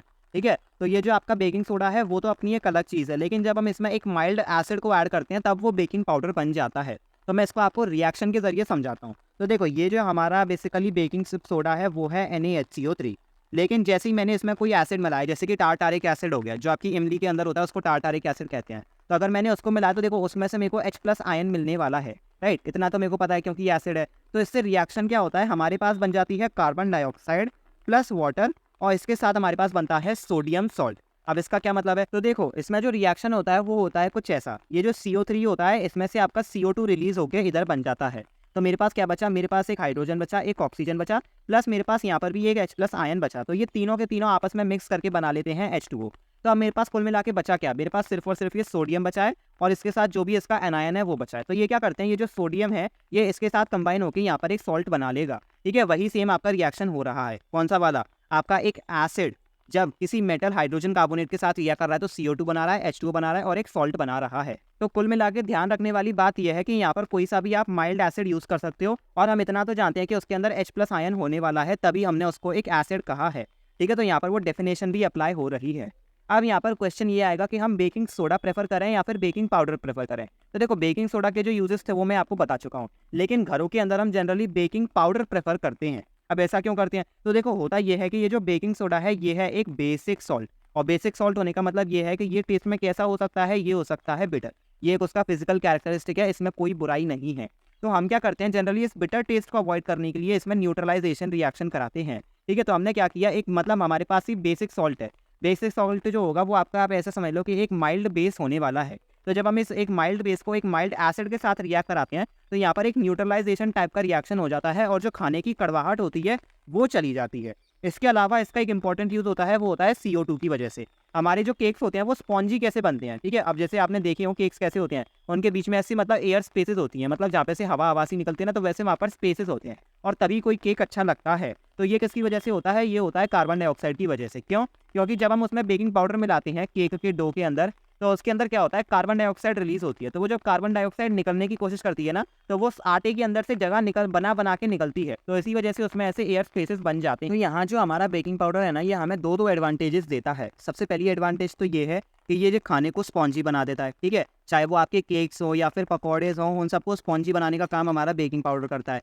सेकेंडली, ये खाने की जो बिटरनेस होती है, मतलब जो कड़वाहट होती है, उससे भी हमें बचा लेता है। तो ये इसके दो पर्पसेस हैं जिसकी वजह से जनरली घरों के अंदर बेकिंग पाउडर प्रेफर करते हैं अदर देन बेकिंग सोडा। लेकिन बेकिंग सोडा के यूजेस को भी आप नज़रअंदाज नहीं कर सकते। सबसे बड़ा तो यूज़ यही है कि वो आपके मतलब पेट की जो एसिडिटी है उससे आपको बचा लेता है। अब बढ़ते हैं नेक्स्ट इंपॉर्टेंट केमिकल की तरफ, जो है आपका सोडियम कार्बोनेट डेकाहाइड्रेट। अब इसका जनरल नाम क्या है, इसका जनरल नाम है वॉशिंग सोडा। आपके घरों में जो बेसिकली सर्फ यूज करते हो वही है आपका वॉशिंग सोडा, नथिंग एल्स। तो अब बाकी केमिकल्स की तरह ये सोडियम कार्बोनेट डेकाहाइड्रेट कैसे बनता है, तो इसकी जो फॉर्मेशन है वो थोड़ी सी लंबी है। सबसे पहले तो हमें चाहिए होता है बेकिंग सोडा। बेकिंग सोडा कैसे बनता है, उसके लिए हमें अमोनिया चाहिए होता है, कार्बन डाइऑक्साइड चाहिए होता है, वाटर चाहिए होता है, एंड देन आखिर में ब्राइन चाहिए होता है। जब ये चारों चीज़ें कंबाइन होती हैं तब जाके हमें कहीं पर ये बेकिंग सोडा मिलता है। फिर इस बेकिंग सोडा को हमें करना पड़ता है हीट, मतलब इसको हीट करेंगे तब हमारे पास बनेगा Na2CO3 H2O और CO2। Na2CO3 हमारा हो जाएगा सोडियम कार्बोनेट। तो अभी हमें इतना मिल गया, लेकिन अभी हमें ये डेकाहाइड्रेट भी चाहिए। तो इसके लिए हम क्या करेंगे, इसको मिलाएंगे पानी में। अब ये जो Na2CO3 होता है ना, ये बहुत ही सिलेक्टिव है, मतलब इसको जितनी ज़रूरत है ये उतना ही पानी लेगा। तो ये पानी के सिर्फ और सिर्फ 10 मॉलिक्यूल्स लेगा और फिर जाके बना लेगा हमारे लिए सोडियम कार्बोनेट डेकाहाइड्रेट। अब ये जो डेका वर्ड है ये डिनोट करता है 10 को, और ये जो हाइड्रेट है ये डिनोट करता है वाटर को, मतलब H2O। तो इसमें ये दिखाना चाहता है डेकाहाइड्रेट से कि 10 वाटर के इसके साथ मॉलिक्यूल्स हैं। एंड देन आपके मन में ये क्वेश्चन आ सकता है कि ये जो बीच में इसके डॉट है ये क्या डिपिक्ट करता है, तो ये डॉट डिपिक्ट करता है वाटर ऑफ क्रिस्टलाइजेशन। ठीक है, मतलब जब भी हमें वाटर ऑफ क्रिस्टलाइजेशन डिपिक्ट करना होता है ना, तो हम हमेशा इस डॉट के जरिए ही डिपिक्ट करते हैं। अब ये होता क्या है, इसको तो अभी हम थोड़ी देर में सीखेंगे, पर उसके अलावा सबसे पहले हम इसके यूजेस डिस्कस कर लेते हैं। इसको हम ग्लास, सोप और पेपर इंडस्ट्रीज में यूज़ करते हैं। देन सोडियम कंपाउंड्स बनाने में भी इसका बहुत यूज़ होता है, क्योंकि ये खुद इसके अंदर सोडियम है, तो बोरैक्स जैसे कंपाउंड्स बनाने में इसका यूज़ होता है। Then as a cleaning agent भी यूज़ किया जाता है फॉर डोमेस्टिक पर्पसेस, जैसे घर में भी, जैसा कि मैंने बताया, जो डिटर्जेंट्स और सर्फ यूज़ होते हैं वो सारे के सारे आपके वॉशिंग सोडा ही होते हैं। ठीक है, इसके अलावा इसको हम पानी की हार्डनेस रिमूव करने के लिए भी यूज़ करते हैं। अब देखो, पानी जो होता है ना, वो भी दो तरीके का होता है। एक तो होता है आपका सॉफ्ट वाटर और दूसरा होता है आपका हार्ड वाटर। ठीक है, तो ये दो टाइप्स के पानी होते हैं। इनके बीच का मैं माइनर सा डिफरेंस बता देता हूँ, क्योंकि इसके बारे में डिटेल में तो हम चैप्टर नंबर 4 के अंदर पढ़ेंगे। और सॉफ्ट वाटर वो पानी होता है जिसके अंदर किसी भी तरीके का आपको सॉल्ट नहीं मिलेगा, और हार्ड वाटर वो पानी होता है जिसके अंदर आपको सॉल्ट्स देखने को मिल जाते हैं। तो पानी की जो हार्डनेस होती है, मतलब जो हार्ड वाटर होता है, उसको सॉफ्ट वाटर बनाने के लिए भी हम कभी कभी वॉशिंग सोडा का यूज़ करते हैं। अब इसके अलावा जैसा कि मैंने बताया ये वाटर ऑफ क्रिस्टलाइजेशन के बारे में, उसके बारे में डिस्कस कर लेते हैं। तो अभी हमने जो फॉर्मूला देखा था वो क्या था, वो था Na2CO3.10H2O, जिसमें से ये जो 10H2O है यही आपका क्या था, वाटर ऑफ क्रिस्टलाइजेशन। तो ये जो फिक्स्ड नंबर होता है ना वाटर मॉलिक्यूल्स का किसी भी सॉल्ट के फॉर्मूला यूनिट के अंदर, इसी को हम वाटर ऑफ क्रिस्टलाइजेशन कहते हैं। अब जैसे इस सॉल्ट के अंदर तुम देखो तो इसके अंदर हमारे पास फिक्स्ड नंबर है, मतलब जो वाटर मॉलिक्यूल्स हैं हम उनका बता सकते हैं कि 10 वाटर मॉलिक्यूल्स इसमें प्रेजेंट हैं। तो ये जो 10 नंबर है यही आपका वाटर ऑफ क्रिस्टलाइजेशन को डिपिक्ट करता है। अब एग्जांपल के तौर में जैसे हमारे पास है सबसे पहले ब्लू विट्रियोल, और ब्लू विट्रियोल का फॉर्मूला होता है CuSO4.5H2O। तो इसके अंदर हम डिपिक्ट करके बता सकते हैं ये जो 5 नंबर है यही इसका वाटर ऑफ क्रिस्टलाइजेशन है। ठीक है, तो इसका एक दूसरा नाम आप क्या कह सकते हो, इसका दूसरा नाम हम कह सकते हैं कॉपर सल्फेट पेंटाहाइड्रेट। ठीक है, यहाँ पर 5 है इसलिए हमने पेंटा वर्ड यूज़ किया। देन वॉशिंग सोडा का एग्जाम्पल तो हम जानते हैं। देन जिप्सम क्या होता है, जिप्सम होता है CaSO4.2H2O। अब इसका क्या नाम होगा, इसका नाम होगा कैल्शियम सल्फेट डाइहाइड्रेट। ठीक है, इसके अलावा हमारे पास होता है plaster of Paris. Plaster of Paris का फॉर्मूला होता है CaSO4.12H2O। ठीक है, तो इसके अंदर हमारे पास हाफ वाटर मॉलिक्यूल होता है, तो इसको हम क्या कहेंगे, इसको हम कहेंगे कैल्शियम सल्फेट हेमीहाइड्रेट। ठीक है, हेमीहाइड्रेट इसका नाम रहेगा। तो ऐसे आपके पास बहुत तरीके के सॉल्ट्स होते हैं। ये जो आप ब्लू ब्लू कलर देख रहे हो ये कौन सा है, यही आपका ब्लू विट्रियोल है। अब इसमें आपके पास एक क्वेश्चन आ सकता है कि अगर इसके अंदर पानी प्रेजेंट है तो इसका मतलब ये है कि ये गीला है। तो ऐसा कुछ नहीं है, ये गीला नहीं होता, ये इसके क्रिस्टल स्ट्रक्चर के अंदर होता है। अब ये क्रिस्टल स्ट्रक्चर क्या होता है ये आप हायर ग्रेड्स में पढ़ोगे, अभी पढ़ाऊंगा तो आप बिल्कुल ही कंफ्यूज हो जाओगे। तो ये समझ लो, ये जो आपके पास बेसिकली कंपाउंड है इसका एक क्रिस्टल स्ट्रक्चर होता है, और उस स्ट्रक्चर के अंदर जो वाटर मॉलिक्यूल्स प्रेजेंट होते हैं उन्हीं को हम वाटर ऑफ क्रिस्टलाइजेशन कहते हैं। तो इससे ये धोखा कभी मत खाना कि ये जो सॉल्ट्स हैं ये गीले हैं, सॉल्ट्स कभी भी गीले नहीं होंगे ये वाले। ठीक है, ये सारे के सारे आपके बेसिकली क्रिस्टल स्ट्रक्चर के अंदर होते हैं। अब इसमें जो आपका इंपॉर्टेंट है वो है आपका plaster of Paris which is known as POP। तो अब तुम पूछोगे कि इसका नाम हमने प्लास्टर ऑफ पेरिस ही क्यों रखा है, मतलब पेरिस के नाम पर क्यों रखा गया है। तो ये पेरिस के नाम पे इसलिए रखा गया है क्योंकि ये जो POP होता है ना ये सबसे ज़्यादा आपके पेरिस में ही मिलता है, इसी वजह से जगह की वजह से इसका नाम रख दिया गया है POP। देन ये बनता कैसे है, ये बनता है जिप्सम को हीट करने से। जिप्सम क्या होता है, जिप्सम होता है CaSO4.2H2O, उसी को हम क्या कहते हैं, जिप्सम कहते हैं। तो जब हम इसको हीट करते हैं एट 373 केल्विन, इसका मतलब 100 डिग्री सेल्सियस पर जब हम इसको हीट करेंगे तो इसके अंदर के ये जो 2 वाटर मॉलिक्यूल्स हैं ये इससे अलग हो जाते हैं और हमारे पास बन जाता है कैल्शियम सल्फेट हेमीहाइड्रेट। ठीक है, इसी को ही हम कहते हैं प्लास्टर ऑफ पेरिस। तो यहाँ पर देखो जब CaSO4 देखो यहाँ पर 7 लिख दिया पर ये एक्चुअली 2 ही है। तो जब CaSO4.2H2O को हमने हीट किया एट 373 केल्विन तो हमारे पास आता है CaSO4.12H2O प्लस 1.5H2O। यहाँ पर मतलब 1.5 वाटर मॉलिक्यूल्स मिल रहे हैं, 1.5 वाटर मॉलिक्यूल्स हमारे पर बच रहे हैं। अब बच्चे पूछेंगे कि यहाँ पर अगर हमने 100 डिग्री सेल्सियस से टेम्परेचर बढ़ा दिया तो क्या होगा, तो मैं भी बता देता हूँ क्या होगा। ये जो आपका बेसिकली प्लास्टर ऑफ पेरिस बनेगा ये POP कहलाएगा ही नहीं, ये जो प्लास्टर बनेगा ये हो जाएगा डेड डिकेड प्लास्टर। इसका मतलब ये है कि सड़ा हुआ प्लास्टर बनेगा, जो असली प्लास्टर है वो बन ही नहीं पाएगा। अब ये जो POP होता है ना ये होता है एक वाइट पाउडर। ठीक है, एकदम ही पाउडरी फॉर्म में आपको मिलता है। लेकिन ये जो CaSO4 होता है मतलब ये जो जिप्सम है ये एकदम हार्ड सॉलिड मास की तरह रखा रहता है। तो अब आप पूछोगे कि अगर हमें इस POP से वापस जिप्सम बनाना हो तो क्या वो पॉसिबल है, मैंने कहा बिल्कुल है। जब आप ये CaSO4.12H2O है इसके अंदर जब आप 1.5 वाटर मॉलिक्यूल्स डालोगे ना तो ये वापस CaSO4.2H2O बन जाएगा। ठीक है, इसमें कोई भी दिक्कत नहीं है। अब इसके अलावा एक और क्वेश्चन आ सकता है कि यहाँ पर ये हाफ H2O क्यों लिखा गया है। तो देखो मैंने आपको पहले बता दिया कि जो वाटर ऑफ क्रिस्टलाइजेशन होता है वो किससे रिप्रेजेंट किया जाता है, वो एक फॉर्मूला यूनिट से रिप्रेजेंट किया जाता है। तो अगर तुम इसका फॉर्मूला देखोगे ये POP का तो वो CaSO4.12H2O आता है। तो अगर तुम्हें इसको हटाना है तो इसको तुम्हें ऊपर से 2 से मल्टीप्लाई करना पड़ेगा। तो इसका एक और फॉर्मूला कैसा हो जाएगा, वो हो जाएगा 2CaSO4.H2O, ठीक है, तब जाके आपके पास एक मतलब वाटर मॉलिक्यूल आता है। तो अगर तुम सिर्फ और सिर्फ एक ही मॉलिक्यूल ले रहे हो CaSO4 का, तो वो हमेशा सिर्फ और सिर्फ हाफ H2O ही रिक्वायर करता है। अगर तुम एक पूरा वाटर मॉलिक्यूल दिखा रहे हो तो तुम्हें दिखाना पड़ेगा कि उसके साथ 2CaSO4 एग्जिस्ट कर रहे हैं। अब इसके कुछ यूजेस डिस्कस कर लेते हैं। पीओपी के यूजेस की तो मैं क्या ही बात करूं, कितने सारे यूजेस होते हैं। सबसे पहले तो इसे डॉक्टर्स यूज करते हैं फ्रैक्चर बोन्स को सपोर्ट करने के लिए। देन इनको toy, statues, replicas, decorative material सारी चीजें बनाने के लिए यूज किया जाता है, ठीक है। इनफैक्ट गणेश चतुर्थी पर जो गणेश जी बनते हैं वो भी पीओपी से बनते हैं। देन इसको सरफेस स्मूथ बनाने के लिए भी यूज किया जाता है, मतलब जो दीवारों को स्मूथ करने के लिए यूज करते हैं तो उसमें कभी कभी पीओपी यूज किया जाता है।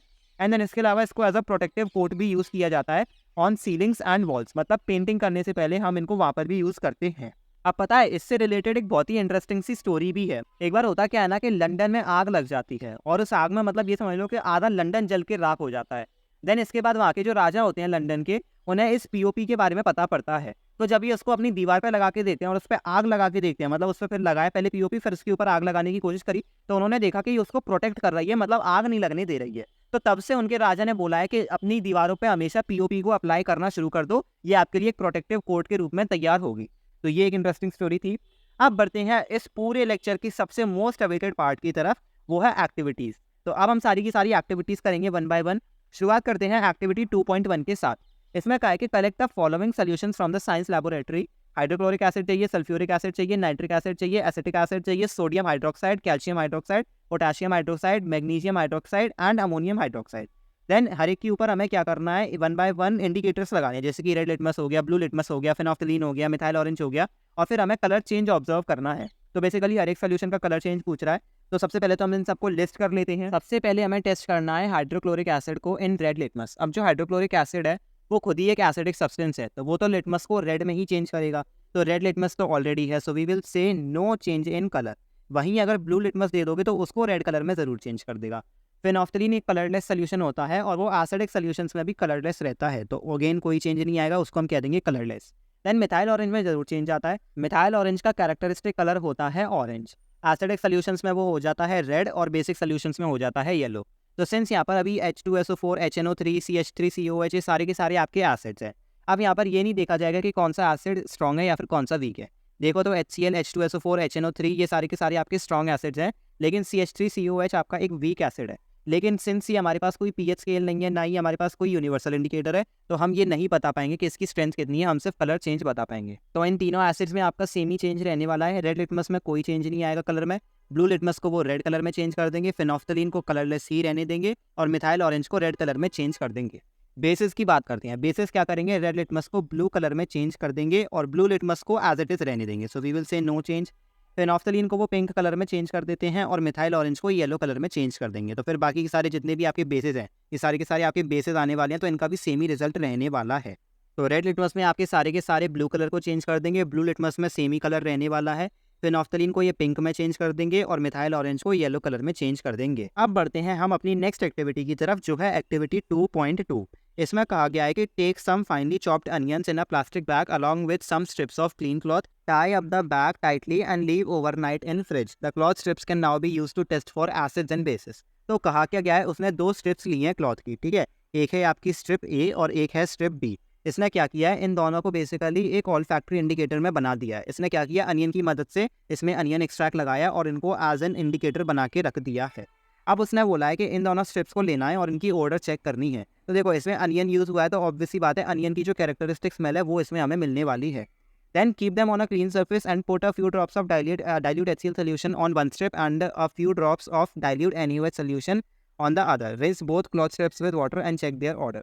तो बेसिकली उसने कहा क्या है कि एक स्ट्रिप के अंदर उसने HCl सोल्यूशन डाला, तो मान लेते हैं ये जो HCl है ये उसने डाला है स्ट्रिप ए के अंदर। देन उसने NaOH डाल दिया है सोल्यूशन बी के अंदर, ठीक है। तो ऐसे उसने दो स्ट्रिप्स तैयार कर दी हैं एंड देन उसने पूछा है कि इनकी ऑर्डर चेक करो। तो सिंस हमारे पास ये एक कैसा इंडिकेटर है, ऑल फैक्ट्री इंडिकेटर, और इसके अंदर हमारे पास अनियन एक्सट्रैक्ट यूज हुआ है, तो in the case of strip A जो स्मेल रहेगी वो तो सेम रहेगी, क्योंकि जब एसिडिक सोल्यूशन के कांटेक्ट में आता है अनियन एक्सट्रैक्ट तो उसकी स्मेल एज इट इज रहती है जैसी है, लेकिन जैसी वो बेस के कांटेक्ट में आएगा वो अपनी स्मेल को लूज कर जाएगा। तो हमारा बेसिकली रिजल्ट क्या होने वाला है, हमारी ऑब्जर्वेशन में हम बोलेंगे कि ए में से तो स्मेल आ रही है लेकिन बी में से स्मेल नहीं आ रही है। देन उसने बोला है कि take some dilute vanilla essence and clove oil and check their odour as well. Then take some dilute HCl solution in one test tube and NaOH solution in other. Add a few drops of dilute vanilla essence to both the test tubes and shake well. Check the order once again and record changes if any. Similarly, test the change of the order in clove oil with dilute HCl and NaOH solution and record your observation. तो basically उसने तीनों olfactory indicators use कर लिए हैं। सबसे पहले उसने onion use किया, देन उसने वनीला एसेंस यूज़ किया, देन उसने क्लोव ऑयल यूज़ किया। हम जानते हैं कि तीनों में आपका रिजल्ट जो आने वाला है वो सेम ही आने वाला है। मतलब एसिडिक सोल्यूशन में तो जो उनकी स्मेल है वो कैरेक्टरिस्टिक रहेगी और बेसिक सोल्यूशन में उनकी स्मेल लूज कर जाएगी। अब बढ़ते हैं एक्टिविटी 2.3 की तरफ। इसमें बोला है कि set the apparatus as shown in the figure.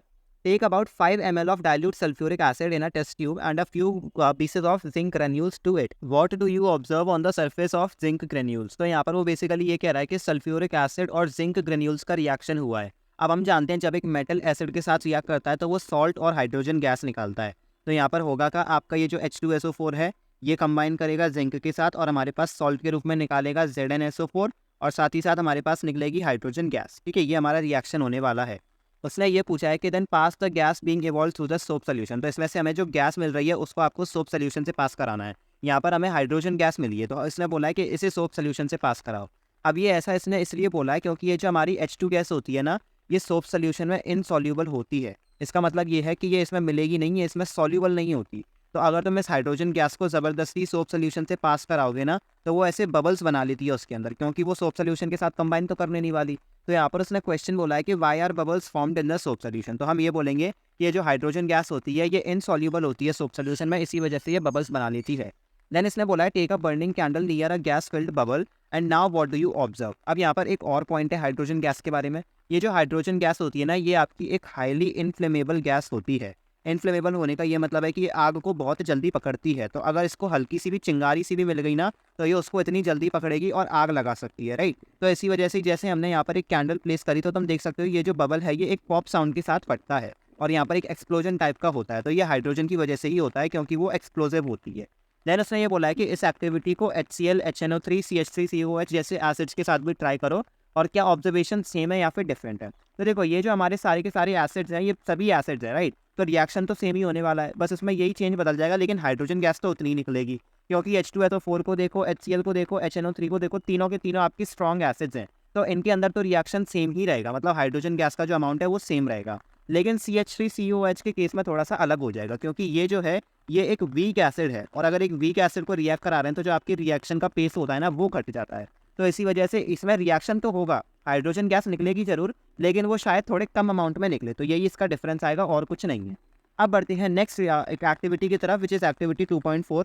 इसमें कहा है कि place a few pieces of granulated zinc metal in a test tube and add 2 ml of sodium hydroxide solution and warm the contents of the test tube.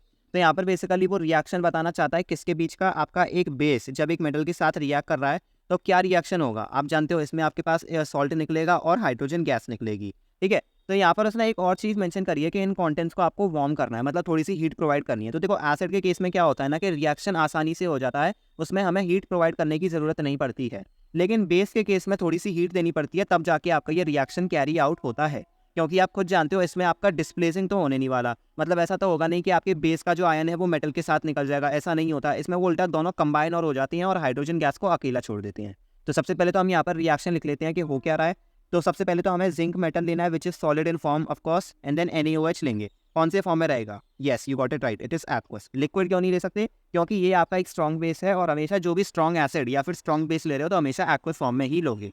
Reaction हो जाएगा Na2ZnO2, right, और हमारे पास gas निकल के आ जाएगी hydrogen gas. अब यहाँ पर ये जो Na2ZnO2 है ये तो आपका एक्वस फॉर्म के अंदर ही है, हमारे पास गैस सिर्फ एक ही निकल के आ रही है, वो है हाइड्रोजन गैस। नेक्स्ट उसने पूछा है कि what do you observe on the surface of the zinc granules. तो जैसे अगर मान लेते हैं कि ये मेरे पास ऐसे जिंक ग्रेन्यूल्स हैं, तो देखो अगर ये NaOH इसके साथ रिएक्ट कर रहा है तो थोड़े से बबल्स सर्फेस पे फॉर्म होते हुए हमको दिखते हैं।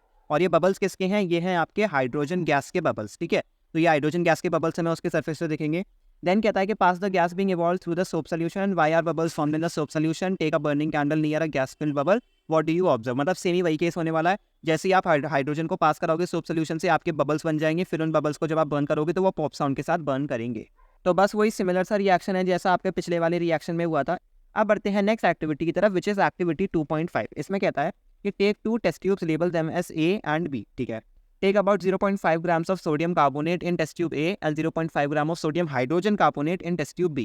Add about 2 ml of dilute HCl to both the test tubes. What do you observe? Pass the gas produced in each case through lime water, which is calcium hydroxide solution as shown in the figure, and record your observations. तो वो यहाँ पर हमसे सिर्फ ये पूछता है कि टेस्ट ट्यूब ए के अंदर उसने क्या किया है, Na2CO3 लिया है और उसको HCl के साथ रिएक्ट कराया है। टेस्ट ट्यूब बी के अंदर उसने NaHCO3 लिया है, उसको भी एसिड के साथ रिएक्ट कराया है। क्या रिएक्शन होने वाला है?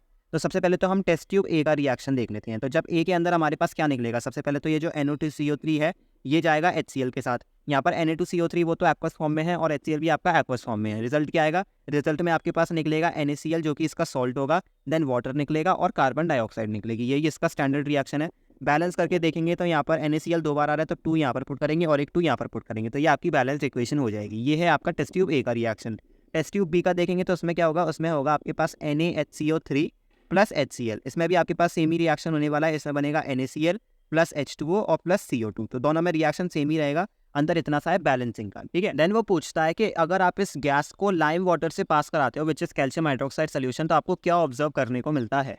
तो चलो इसको भी चेक करा लेते हैं। देखो हमारे पास गैस तो कार्बन डाइऑक्साइड है, तो वो बेसिकली हमसे ये बोल रहा है कि अगर हम इस CO2 गैस को CaOH होल्ट वाइज से पास करा रहे हैं और ये जो है ये आपके एक्वस फॉर्म के अंदर है, तो आपके पास क्या रिएक्शन होगा। तो देखो यहाँ पर होता क्या है, ये जो Ca है ये चला जाएगा CO2 के साथ और एक ऑक्सीजन इसमें से ले लेगा, ठीक है। तो ये कुल मिला के आपको रिजल्ट में देगा CaCO3 which is calcium carbonate plus H2O। अब यहाँ पर ध्यान देने वाली बात ये है कि ये जो हमारे पास कैल्शियम कार्बोनेट आया है ये आपका सॉलिड फॉर्म में होता है, और ये इसलिए क्योंकि ये एक प्रेसिपिटेट होता है, राइट। तो ये एक टाइप का प्रेसिपिटेट रिएक्शन भी है।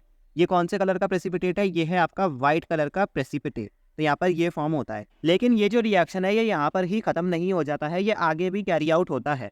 आगे क्या होगा, ये जो आपका CaCO3 है ये रिएक्ट करेगा CO2 के साथ ही, लेकिन अब इसके साथ इसमें वाटर भी मिल जाता है। तो ये अभी जब ये तीनों चीज़ें आपस में कंबाइन होती हैं तब हमारे पास बनके तैयार होता है CaHCO3 होल ट्वाइस, ठीक है। तो ये हमारा रिजल्ट बनता है। अब यहाँ पर क्या था कि ये जो CaCO3 थी ये एक वाइट प्रेसिपिटेट थी, तो ये क्या करती थी कि अगर जैसे सोल्यूशन ऐसा है तो इसके नीचे ऐसे मतलब इकट्ठी हो जाती थी, क्योंकि प्रेसिपिटेट तो भाई नीचे जाके इकट्ठी होती है। तभी कभी प्रेसिपिटेट को डिनोट करने का तरीका ये भी होता है, ठीक है। गैस को डिनोट करने का तरीका होता है ऊपर वाला एरो और प्रेसिपिटेट को डिनोट करने का तरीका होता है नीचे वाला एरो। अब सेंस यहाँ पर हमने इसको फर्दर रिएक्ट कराया तो ये जो CaHCO3 है ये वाटर में सॉल्युबल होता है, तो ये जो व्हाइट प्रेसिपिटेट थी ये यहाँ से वैनिश हो जाती है, मतलब अब ये नहीं दिखेगी, ये डिसअपियर हो जाती है। ध्यान रखना ये जो CaHCO3 है ये तो आपका सॉल्युबल है, लेकिन ये जो CaCO3 है ये सॉल्युबल नहीं है। तो ये आपका यहाँ पर रिएक्शन होने वाला है। तो व्हाट डू यू ऑब्जर्व में आप बोल सकते हो एक वाइट प्रेसिपिटेट आपकी बनके तैयार होती है एंड नथिंग एल्स। अब बढ़ते हैं नेक्स्ट एक्टिविटी की तरफ, जिसमें कहता है कि take about 2 ml of dilute NaOH solution in a test tube and 2 drops of phenolphthalein solution. What is the colour of the solution. तो बेसिकली जब उसने एक बेस के ऊपर फेनोफ्थलीन सोल्यूशन डाला तो हम जानते हैं कलर चेंज हो जाएगा पिंक में, तो इसका आंसर है पिंक। देन बोलता है कि add dilute HCl solution to the above solution drop by drop. तो अब ये बोल रहा है कि ये जो आपका बेस था, मतलब ये जो NaOH था, अब तुम्हें इसमें क्या करना है, इसके अंदर डालना है HCl, ठीक है, ड्रॉप बाय ड्रॉप। अब क्या इसमें कोई कलर चेंज आ रहा है? तो the answer is of course ये कलर चेंज आएगा, ये अब कलरलेस सोल्यूशन में बनके तैयार हो जाएगा।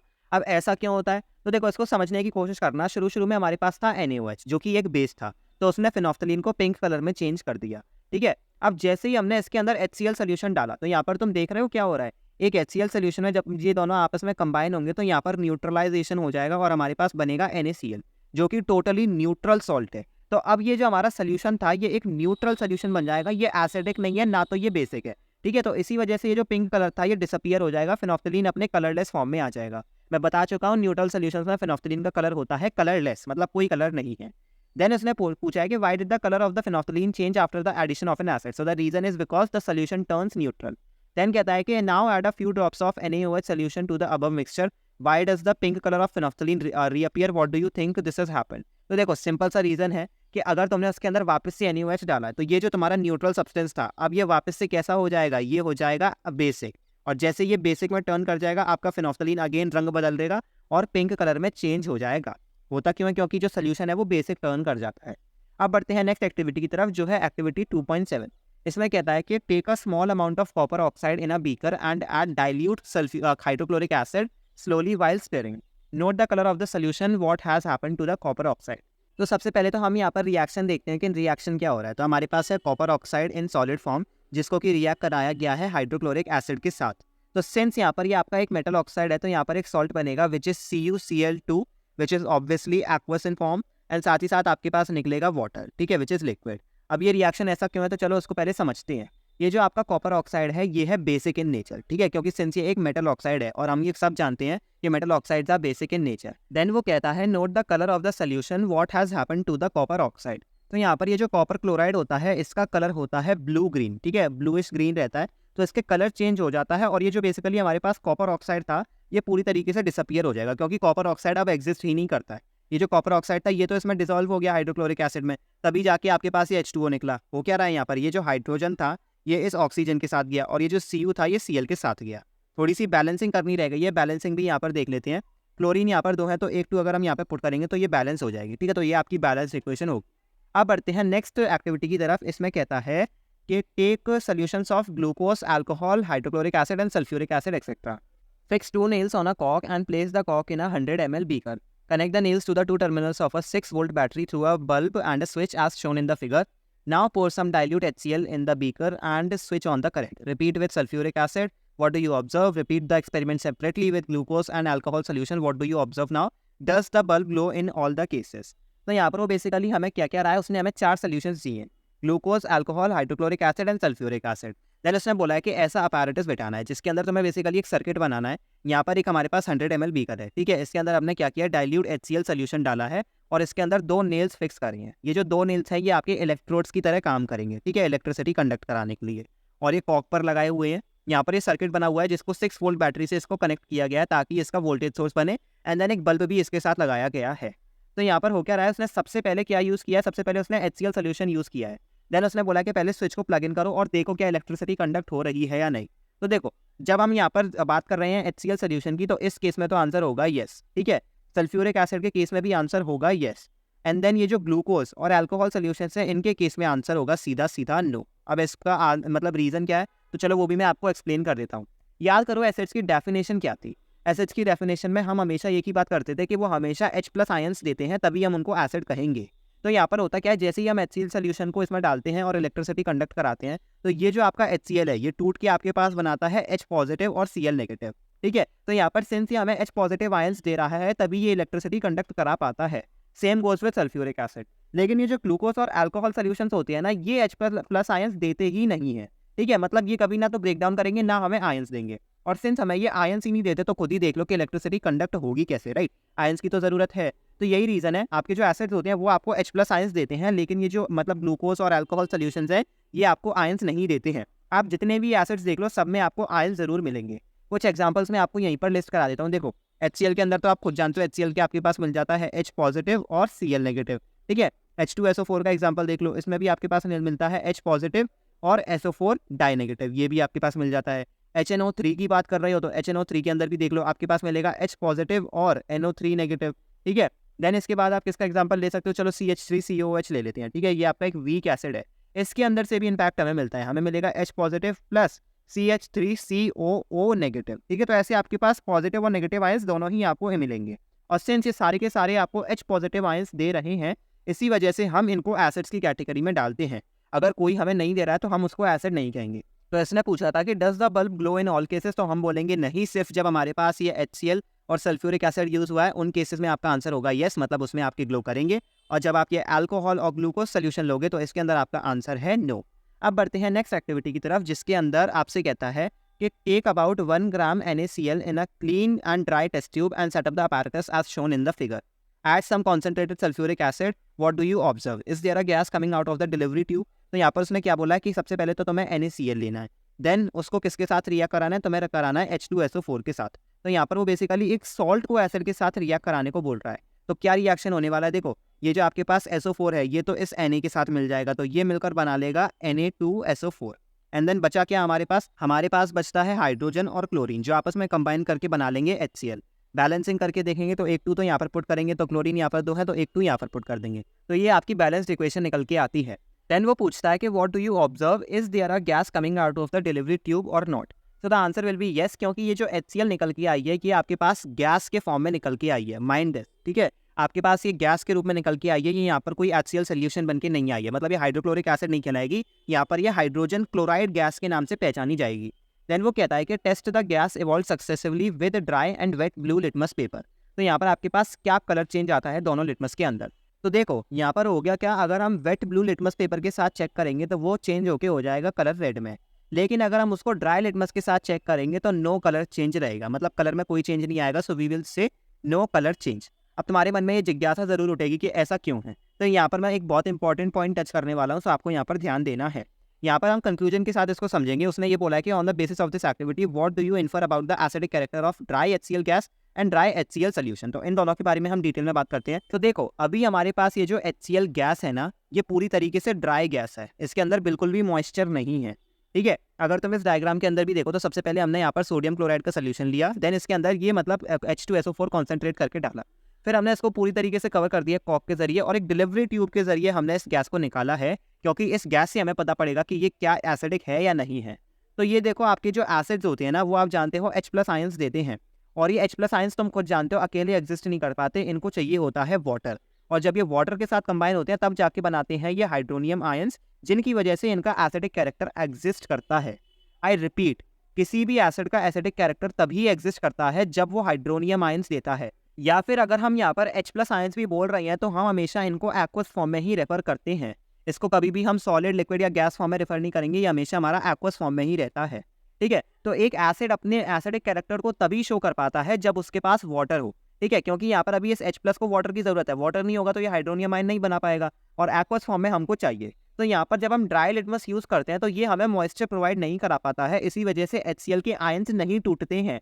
लेकिन जैसे ही हम इसको वेट ब्लू लिटमस के साथ रिया कराते हैं, उसके अंदर होता है वाटर, फिर क्या करता है ये HCl को जैसे ही वाटर मिलता है ये अपना H+ आयन छोड़ता है, और ये H+ आयन दोनों आपस में कंबाइन होकर बना लेते हैं हमारे पास हाइड्रोनियम आयन, और जैसे ये हाइड्रोनियम आयन आता है वैसे ही इसका एसिडिक कैरेक्टर जिंदा हो जाता है। और तभी तुम देख सकते हो जब हमारे पास यहाँ पर मॉइस्ट लिटमस पेपर था, मतलब जिसके अंदर मॉइस्चर था, तभी ये ब्लू लिटमस पेपर रेड में चेंज हो गया। तो इस टोटल एक्टिविटी के बेस पे हम ये कंफर्म कर सकते हैं कि अगर हम एक HCl गैस को टेस्ट कर रहे हैं तो वो एसिडिक नहीं कहलाएगी। ठीक है, it will not be called acidic. लेकिन अगर उसको वाटर कांटेक्ट मिल जाए, मतलब अगर उसको पानी मिल जाए, तो वो HCl सोल्यूशन बना लेती है, हाइड्रोक्लोरिक एसिड बना लेते, तभी जाके हम उसको एसिडिक कहेंगे, तभी जाके वो अपनी एसिडिक प्रॉपर्टीज शो कर पाएगी। ठीक है, तो इसी वजह से जब हमारे पास ये HCl बनी थी तो हमने इसको हाइड्रोक्लोराइड गैस बोला था। वहीं अगर इसको पानी मिल जाएगा तो हम इसको हाइड्रोक्लोरिक मतलब एसिड बोलते हैं। तो ये होता है एक एसिड और एक गैस के बीच का डिफरेंस। तो तुम्हें ये पॉइंट हमेशा याद रखना है कि एक एसिड अपने मतलब एसिडिक कैरेक्टर को तभी शो कर पाएगा जब उसके पास हाइड्रोनियम आयंस होंगे। अब यहाँ पर एक इंपॉर्टेंट पॉइंट है, जब हम ये एक्टिविटी करते हैं, देखो अब जैसे मान लो कि अभी बाहर बहुत ज़्यादा उमस है, ठीक है, बरसात का मौसम हो जैसे, तो अगर तुम उस बरसात के मौसम में एक्टिविटी करो तो उस समय होगी उमस, और उमस होने की वजह से जो हवा होगी उसमें आपको H2O मतलब रहेगा, मतलब मॉइस्चर रहेगा। तो कभी कभी ऐसा होता है कि अब ये मॉइस्चर जो है ना, ये कभी कभी ये जो HCl गैस है उसके साथ रिएक्ट करके आपकी एक्टिविटी के साथ मैसअप कर सकता है। तो इसलिए जब हम ये डिलीवरी ट्यूब लेंगे तो इसकी जगह हम गार्ड ट्यूब कंटेन करके रखते हैं, जिसके अंदर कैल्शियम क्लोराइड लगा होता है। इससे होता क्या है, ये जो कैल्शियम क्लोराइड होता है ना, ये हर तरीके के मॉइस्चर को अब्जॉर्ब कर लेता है, तो उसी वजह से ये HCl जो है ये आपके मतलब वाटर के साथ रिएक्ट नहीं करेगा और हमें ड्राई रूप में ही मिलेगा। ठीक है, तो ये आपकी एक्टिविटी थी।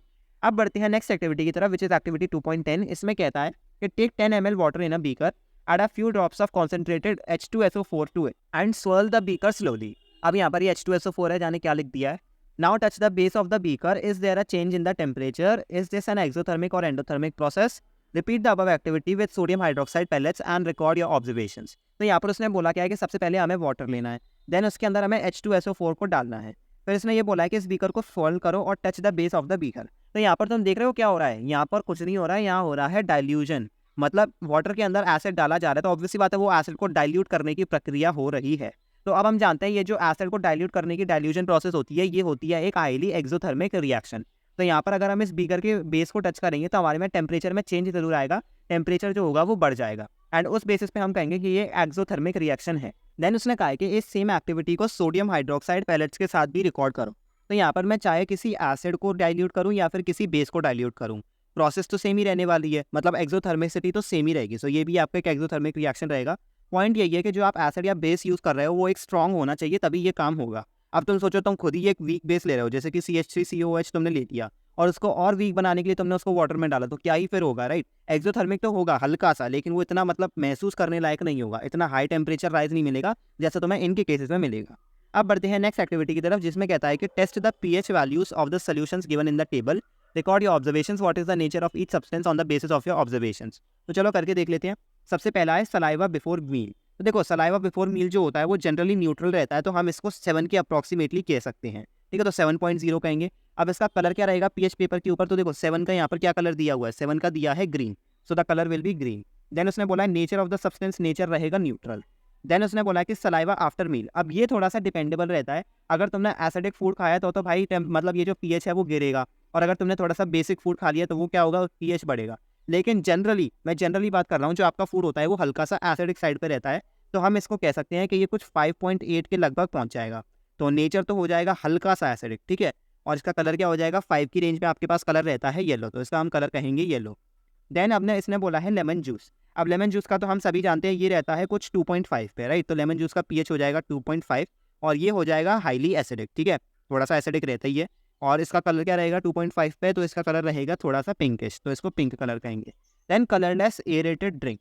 अब ये जो कलरलेस एरेटेड ड्रिंक होती है ये थोड़ी सी एसिडिक साइड पे ही लाई करती है, तो ये अप्रॉक्सीमेटली थोड़ी बीच की रहती है, तो हम इसको 4 वैल्यू पे पुट करेंगे। तो ये रहेगी तो एसिडिक ही, लेकिन माइल्ड एसिडिक रहती है, मतलब मॉडरेट एसिडिक रहेगी। और 4 पे इसका कलर क्या रहेगा, 4 पे इसका कलर रहेगा बीच, तो बीच कलर यहाँ पर पुट कर देते हैं। देन कैरेट जूस बोला है। कैरेट जूस का जो पीएच रहता है वो थोड़ा सा एसिडिक होता है, लेकिन जनरली न्यूट्रल साइड पे रहता है, तो इसका हो जाएगा अप्रॉक्सीमेटली 6.0। ये थोड़ा विजिबल नहीं है तो 6.0 यहाँ पर पुट करेंगे। फॉर्मूला रहेगा एसिडिक ही, और देन इसका पीएच क्या हो जाएगा कलर का, 6 पे इसकी वैल्यू है लाइट ग्रीन, तो यहाँ पर ये लाइट ग्रीन कलर इसका रहेगा। देन कॉफ़ी, कॉफ़ी का तो हम पीछे खुद ही देख कर आए थे, वो था 5.0 समथिंग, तो ये तो आपका एसिडिक ही होने वाला है, और इसका कलर क्या रहने वाला है, कलर रहेगा yellow. Then we have tomato juice. Tomato juice का पीएच होता है 4 के लगभग, तो हम इसको 4.3 पे पुट करेंगे, और ये भी एसिडिक रहेगा। कमाल है यार, सभी कुछ एसिडिक है, राइट। तो इसका कलर क्या हो जाएगा, इसका कलर भी हो जाएगा बीज। देन हमारे पास है tap water. Tap water generally जो होता है वो रहता है न्यूट्रल, राइट। तो हम इसको 7 की वैल्यू पे पुट कर देते हैं, तो इसको हम क्या कहेंगे, न्यूट्रल टर्म कर देंगे, और इसका कलर रहेगा green. Then we have 1 ml NaOH, ठीक है। अब ये जो NaOH है ये तो स्वयं ही एक बेस है, तो इसको तो हम किस कैटेगरी में डालेंगे, इसको डालेंगे 14 पे, ठीक है, क्योंकि ये हाईली बेसिक होता है। सो इसका बेसिक नेचर आ जाएगा, और कलर रहेगा पर्पल, ठीक है, थोड़ा डार्क ही पर्पल रहता है। देन हमारे पास आता है 1 ml HCl। अब HCl का तो पीएच 0 ही रहता है, राइट। तो 0 पीएच होने के कारण ये हो जाएगा हाईली एसिडिक, और इसका ये पीएच पेपर पे कलर क्या रहेगा, इसका कलर रहेगा रेड। तो ये आपके कुछ सोल्यूशंस थे जिनके ऊपर हमें बेसिकली पीएच एंटरटेन करना था। अब बढ़ते हैं नेक्स्ट एक्टिविटी की तरफ, विच इज एक्टिविटी 2.12। इसमें कहता है कि put about 2 gram soil in a test tube and add 5 ml water to it. Shake the contents of the test tube, filter the contents and collect the filtrate in a test tube. Check the pH of this filtrate with the help of a universal indicator paper. What can you conclude about the soil pH for the growth of the plants in your region? तो देखो यहाँ पर इसने बोला है कि तुम्हें soil लेनी है और सॉइल के अंदर पानी डालना है, और फिर बेसिकली उसका एक फिल्ट्रेट कलेक्ट करना है। तो बेसिकली सॉइल का पीएच जानना चाहता है। अब पीएच तो देखो कुछ भी हो सकता है, जैसे तुम सॉइल का टाइप ले रहे हो, तो मैं तुम्हें तीनों केसेस में एक्सप्लेन कर देता हूँ कि क्या क्या वैल्यूज रहेंगी। एक केस हो सकता है जो तुम्हारा पीएच रहेगा वो रहेगा 7 से ज़्यादा, एक केस हो सकता है जिसमें तुम्हारा पीएच रहेगा इक्वल टू 7, और एक केस हो सकता है जिसमें तुम्हारा पीएच जो होगा वो होगा 7 से कम। तो यहाँ पर हमारे पास 3 केसेस बनने वाले हैं। पहले केस के अंदर आपकी जो सॉइल होगी वो होगी आपकी बेसिक, और बेसिक सॉइल को ट्रीट करने का तरीका है उसमें कुछ माइल्ड एसिडिक सब्सटेंस डालना है। ध्यान रखना वो माइल्ड होना चाहिए, क्योंकि अगर तुमने HCl डाल दिया तो तुम्हारी सॉइल की बैंड बच जाएगी, ठीक है। तो यहाँ पर तुम्हें ये पॉइंट याद रखना है। सेकेंडली, जब उसका पीएच एट वैल्यू 7 है तो यहाँ पर तो कोई दिक्कत ही नहीं है, क्यों, क्योंकि neutral soils are the best. So ये इसके लिए तो हमें कोई पॉइंट रखने की जरूरत ही नहीं है। तो अगर हमारा सॉइल जो है वो एसिडिक हो जाएगा तो उसके अंदर हम कुछ बेस डाल के उसको न्यूट्रल कर देंगे, तो जैसी जिसकी नीड उस हिसाब से हम पीएच को कंक्लूड करेंगे। लेकिन जनरली उसने ये पूछा है कि what can you conclude about the ideal soil pH. तो आइडियल सॉइल तो पीएच तो हमारी पीएच इज इक्वल टू 7 ही रहेगी, क्योंकि neutral soils are the most preferred soil. Then we have write the chemical formula of this salts. Potassium sulphate, तो potassium sulphate हो जाएगा K2SO4। देन हमारे पास बोला है सोडियम सल्फेट, सोडियम हो जाएगा Na2SO4। कैल्शियम सल्फेट हो जाएगा CaSO4, और फिर बोला है magnesium sulphate which will be equal to MgSO4, ठीक है। देन उसके बाद है कॉपर सल्फेट, कॉपर सल्फेट हो जाएगा CuSO4।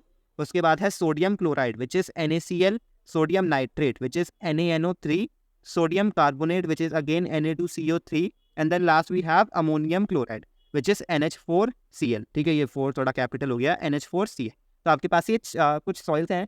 अब उसने बोला है कि identify the acids and bases from which the above salts may be obtained. तो कोई बड़ी बात नहीं है, इसमें आधे से ज़्यादा तो सेम ही आपके कैटायंस और एनायंस हैं।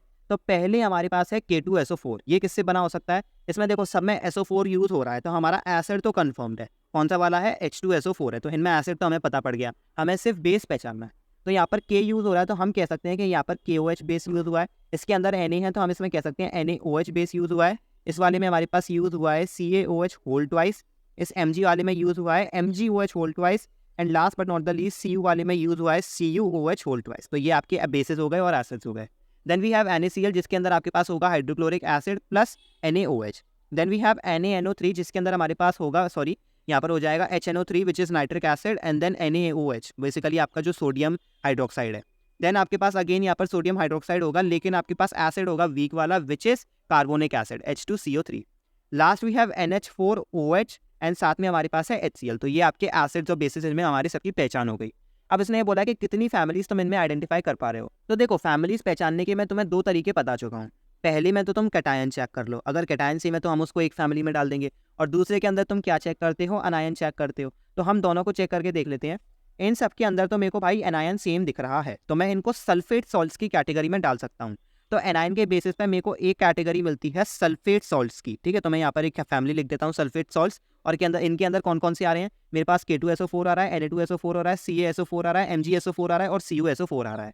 Then we have NaCl, NaNO3, Na2CO3। तो इनके अंदर अगर तुम देखो तो मेरे को सोडियम कॉमन दिख रहा है, इसके अंदर सोडियम है, इसके अंदर सोडियम है, इसके अंदर सोडियम है और इसके अंदर भी सोडियम है। तो ये चारों के चारों बेसिकली कैटायन के बेसिस पे क्लासिफाई हो रहे हैं। तो उस बेसिस में मैं इनको सोडियम सॉल्ट्स की कैटेगरी में डाल सकता हूँ बेसिस ऑफ कैटायन। तो मैं यहाँ पर इनको सोडियम सॉल्ट्स की फैमिली में डाल देता हूँ। इनके चेक मार्क डाल देते हैं, NaCl हो गया, NaNO3 हो गया, Na2CO3 हो गया और Na2SO4 हो गया। उसके अलावा मेरे को यहाँ पर और तो कुछ क्लोरीन कॉमन दिख रहा है, ठीक है, क्योंकि NH4Cl में भी क्लोरीन आ रहा है और NaCl में भी आ रहा है, और एक किसके बेसिस पे है, ये अनायन के बेसिस पे है। तो मैं एक और फैमिली स्पॉट कर पा रहा हूँ विच इज़ आपकी क्लोराइड सॉल्ट्स वाली। तो ये आ जाएगी आपकी अनायन फैमिली में विच इज़ क्लोराइड सॉल्ट्स। तो ऐसे हमारे कुल मिला के 3 फैमिलीज आइडेंटिफाई हो गई हैं। उसके अलावा और कोई दिख रहा है क्या, मेरे को तो नहीं दिख रहा। तो आपके पास बेसिकली 3 फैमिलीज हमको मिल गई हैं। तो यही इसमें बोला था। अब बढ़ते हैं नेक्स्ट एक्टिविटी की तरफ विच इज़ एक्टिविटी 2.14। इसमें कहा है कि collect the following salt samples, जैसे कि sodium chloride, potassium nitrate, aluminium chloride, zinc sulphate, copper sulphate, sodium acetate, sodium carbonate and sodium hydrogen carbonate. Check their solubility in distilled water. Check the action of these solutions on litmus and find the pH using a pH paper. Which of the salts are acidic, basic or neutral? Identify the acid or base used to form the salt.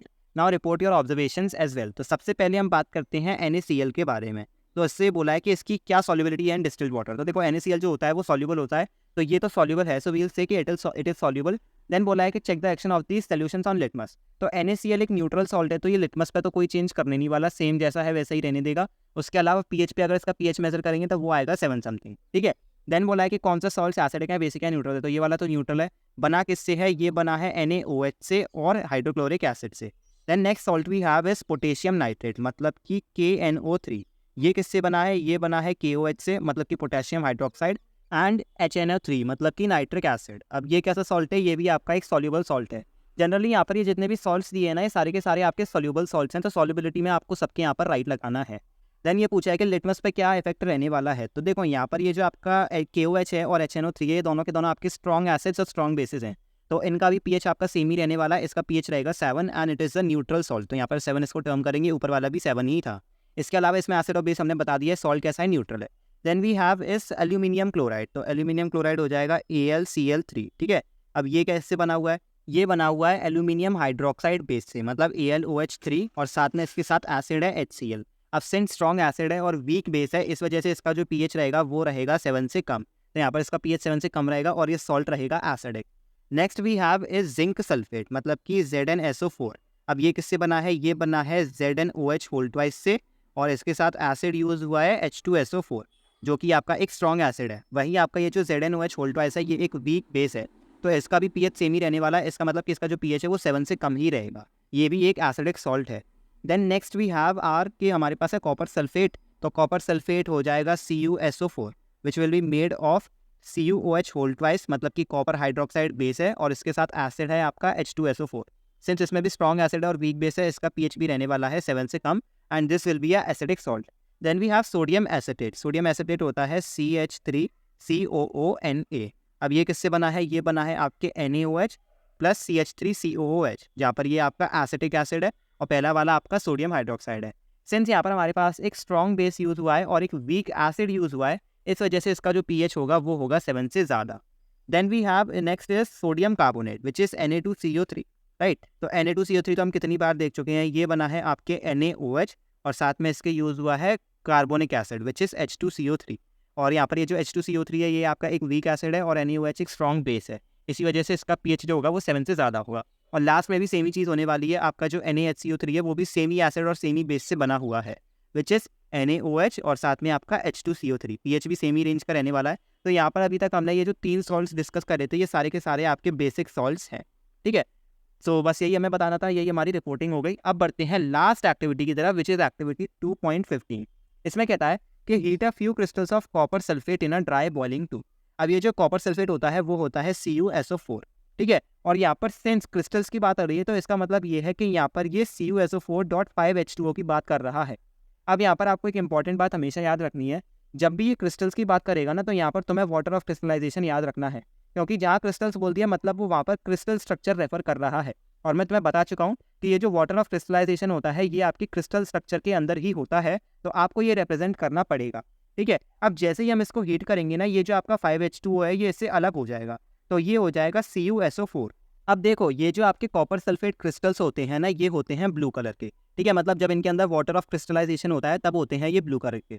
लेकिन जैसे ही इनका ये water of crystallization हट जाता है, जैसे ये 5 molecules of water हट जाते हैं, तब ये CuSO4 बन जाता है और CuSO4 का कलर होता है प्योर वाइट। अगर हम इसमें वापस ये 5H2O मतलब ये जो 5 मॉलिक्यूल्स ऑफ वाटर है, अगर हम इनको वापस से इसके अंदर ऐड कर देंगे ना तो इसका कलर वापस पहले जैसा हो जाएगा। तो अगर आपके पास ये वाटर ऑफ क्रिस्टलाइजेशन इसके अंदर प्रेजेंस है तभी ये ब्लू कलर अपना शो कर पाएगा, लेकिन अगर ये नहीं है तो ये व्हाइट कलर का हो जाएगा। और एज सुन एज हम इसमें वाटर डालेंगे, जैसे इसमें बोला है कि अगर हम 2-3 ड्रॉप्स ऑफ वाटर डालेंगे ना तो ये वापस ब्लू कलर में चेंज हो जाएगा। So this is our observation. ये कलर इसलिए रिस्टोर हुआ है क्योंकि इसके क्रिस्टल स्ट्रक्चर के अंदर वापस से वो 5 मॉलिक्यूल्स ऑफ वाटर आ गए हैं, जिसकी वजह से इसको इसका ब्लू कलर मिलता है। और हमेशा याद रखना, ये वाटर ऑफ क्रिस्टलाइजेशन का मतलब ये नहीं होता कि आपका ये जो सॉल्ट है ये गीला होगा। इस गलती में तो बिल्कुल मत फंसना, क्योंकि मैं बता चुका हूँ ये आपके क्रिस्टल स्ट्रक्चर के अंदर होता है। एंड इसी के साथ हमारा ये चैप्टर यहाँ पर खत्म होता है। आई थैंक यू अ लॉट कि आपने इस पूरे लेक्चर को देखा, यहाँ तक बने रहे। अब यहाँ तक बने रहे हो तो एक काम जरूर करके जाना, इस वीडियो को लाइक करना, अपने फ्रेंड्स के साथ शेयर करना और चैनल को सब्सक्राइब जरूर करना। सो टिल देन मैं आप लोगों से विदा लेता हूँ। Happy learning.